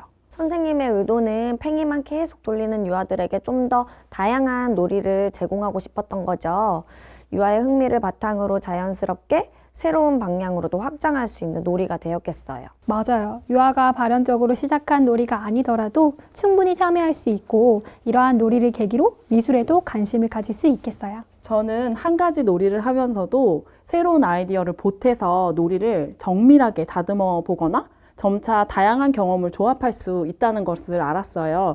그러면 자신만의 놀이를 창조하는 과정까지 나아갈 수 있을 것 같아요. 동의해요. 유아들은 이미 나름대로 자기만의 놀이를 창조하고 있지만 교사가 교육적으로 의미 있는 아이디어를 제공하는 것이 매우 중요해요. 맞아요. 선생님 반 아이들은 이후에 또 어떻게 놀았나요? 사실 유아들은 팽이놀이를 여전히 좋아했어요. 하지만 이 놀이를 계기로 물감놀이에도 많은 관심을 가지게 됐죠.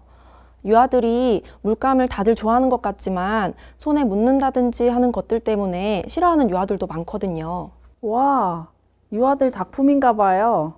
유아들이 적극적으로 참여한 흔적이 남아있네요. 그나저나 당연히 많은 유아들이 물감을 좋아할 줄 알았는데 의외로 싫어하는 유아들도 있었네요. 아무래도 물감놀이 경험이 부족한 유아들은 그렇더라고요. 특히나 손이나 옷에 묻는 게 싫대요. 그래도 팽이와 물감을 결합한 새로운 놀이 경험 때문인지 물감에 대한 접근성이 높아졌어요. 점차 물감으로 그림을 그리는 작업 자체에도 관심이 많아지더라고요. 교실이 미술관 같아요. 선생님이 미술에 관심이 많으시니까 미술과 팽이를 결합한 이 놀이가 정말 찰떡이었겠는데요. 제가 만약에 우리 반에서 스핀 페인팅을 한다면 좀 더 큰 종이를 내어줄 것 같아요. 그래서 작품이 완성되면 그걸 말려서 팽이 배틀장으로 깔아두면 아이들이 정말 좋아할 것 같아요. 선생님은 예술 작품을 보면서도 게임장 꾸밀 생각밖에 안 하시네요. 선생님들이 각기 가지고 있는 흥미와 관심사에 따라서 우리가 처음에 시작은 비슷했을지라도 각기 다양하게 나타나는 것이 참 재미있어요. 선생님은 미술이나 예술을 지원하는 방향을 잘 펼치시는 것 같아요. 마음만 먹으면 뭐든지 미술놀이로 전개하실 수 있겠군요. 아니요. 아니, 왜요?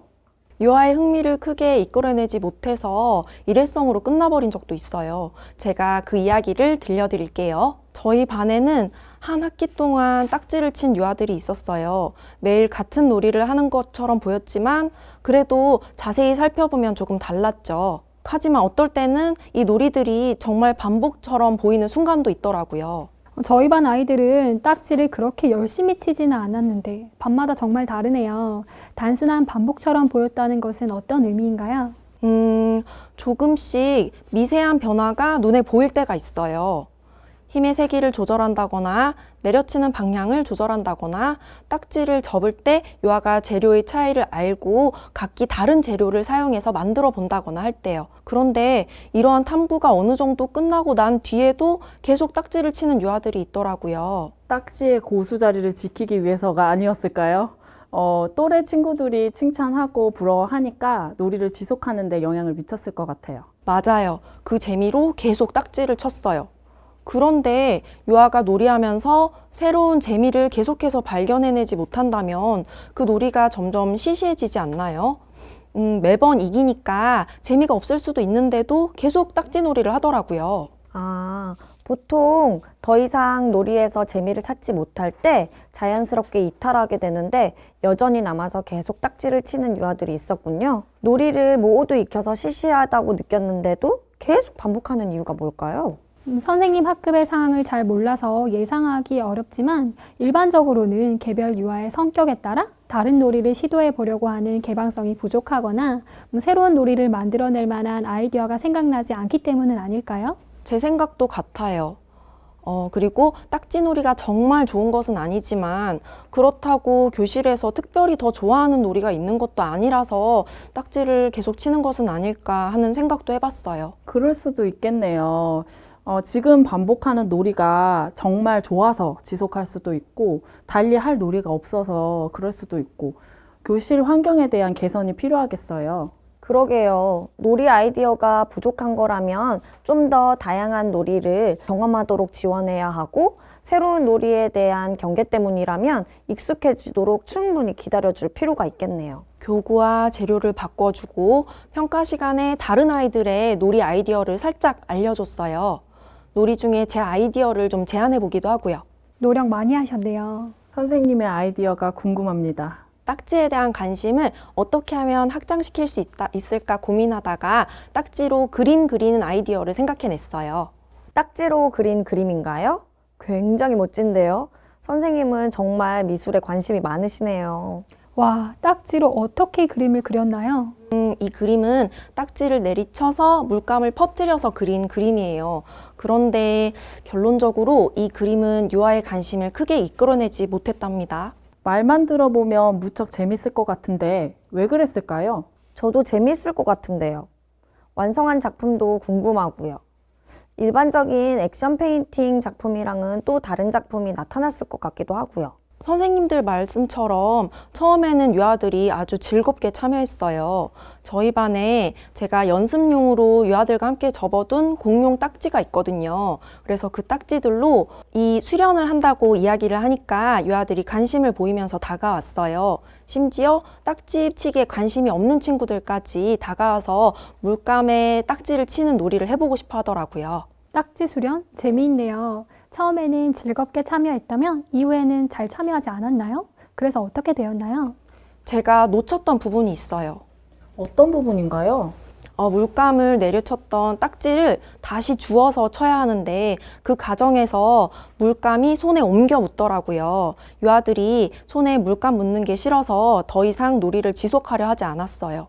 아, 손이나 옷에 물감을 묻히는 게 싫어서 물감 사용을 잘 하지 않는 아이들도 있다는 거죠? 확실히 평소 손에 물감을 묻히는 것이 싫은 유아들은 이 놀이에 지속적으로 참여하기 어렵겠어요.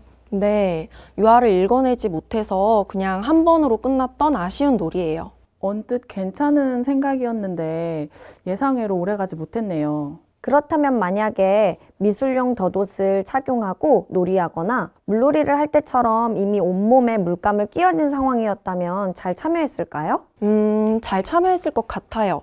실제로 초반에 딱지가 깨끗할 때는 유아들이 너도 나도 하고 싶어 했었거든요. 다음번에는 선생님이 말씀해 주신 대로 해보는 것도 좋을 것 같네요. 딱지로 작품을 제작하다니 마치 퍼포먼스 미술 같다는 생각이 드네요. 저희 반에서도 딱지 놀이가 이루어졌던 적이 있는데 전 사실 딱지가 바닥에 닿을 때 딱 하는 소리에 더 관심이 가더라고요. 선생님답네요. 오늘 선생님이 보여주신 놀이를 저희 반에 소개한다고 해도 똑같은 모습으로 나타나지 않을 것 같아요. 유아의 흥미, 교사의 특성에 따라서 놀이가 각자의 반의 개성대로 전개되는 게 신기해요. 아마도 미숙 선생님이라면 딱지의 오락적인 특성을 더 살리는 그런 게임 쪽으로 구상하지 않으셨을까요? 제가 딱지로 놀이를 한다면 아마도 제 관심사인 마술 놀이를 한다거나 아니면 딱지를 다양하게 접어보는 데 관심을 가졌을 것 같아요. 또 어쩌면 미니어처 딱지를 만들 수도 있고요. 아무래도 각자 선생님들의 관심 분야가 유아들의 놀이에 영향을 미칠 수밖에 없죠. 제가 음악에 관심이 많다 보니까 어떤 주제로 시작하든 결국 음악 놀이로 귀결되는 경우가 종종 있는 것처럼요. 맞아요. 하지만 우리가 지원하는 놀이가 유아를 배제한 채 교사의 관심만을 일방적으로 반영하는 놀이는 아니라고 생각해요. 유아의 관심과 흥미를 제대로 관찰하고 시작을 해야 유아들이 교사 놀이에 관심을 보일 테니까요. 동의해요. 만약 그랬다면 유아들이 놀이에 참여하지 않았겠죠? 교사가 능숙하게 잘 할 수 있는 놀이라 하더라도 우리 반 유아의 관심과 흥미를 간과한다면 놀이가 성립되지 않아요. 결론적으로 교사가 가장 잘 알고 지원해 줄 수 있는 놀이와 유아 주체가 되는 놀이가 서로 공존하는 방향으로 나아간다는 것이 필요하다는 생각이 드네요. 맞아요. 결국 오늘 선생님들 사례의 공통점을 찾아보면 마치 교사의 관심사에 기반한 교사의 아이디어 같지만 발단은 유아의 흥미로부터 시작되었으니까요. 선생님들 생각에 전적으로 동의해요.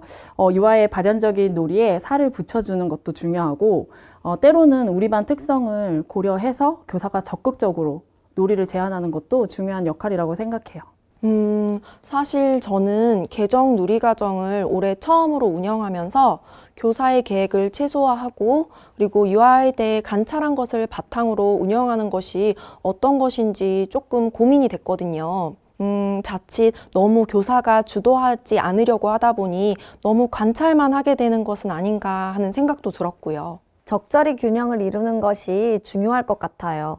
놀이를 하며 배우는 유능한 유아를 인정하면서 필요할 때에는 언제든 교사가 적극적으로 지원하고 때로는 교사도 학급 구성원 중 한 사람으로서 놀이 아이디어를 제안할 수도 있다고 생각이 들어요. 우리 모두 다 같은 생각을 하고 있었네요. 선생님들과 이야기를 나누면서 교육과정 운영에 대한 자신감이 생겨요. 그래서 서로 의견을 주고받는 이런 자리가 더 중요하다는 생각이 들어요. 우리 자주 이렇게 모여서 고민을 나눠봐요. 좋아요. 지금까지 놀이 감각 일깨우기를 주제로 함께 이야기를 나눠봤는데 어떠셨어요? 시청하신 선생님들도 자신이 좋아하는 분야가 무엇인지 생각해보고 우리 반 유아들에 맞게 접근하는 방법이 무엇일지 고민해보세요. 함께 들어주신 선생님들 모두 감사합니다. 감사합니다. 저절로 움직이는 것처럼 보였던 상자. 호랑이 그림이 그려진 캐리어를 뻥 차던 아이. 한 아이의 선생님 파란색 주세요 라는 말. 그리고 반복적으로 진행됐던 팽이놀이. 이러한 사소한 사건이 어떻게 그렇게 훌륭한 놀이로 발전할 수 있었을까요? 전문가는 아닐지 모르지만 선생님 각자의 관심 있는 분야가 따로 있었기 때문입니다. 선생님 자신의 취미나 관심 영역이 유아의 놀이를 한층 더 넓게, 한층 더 깊게 만들어줄 수 있습니다. 감사합니다.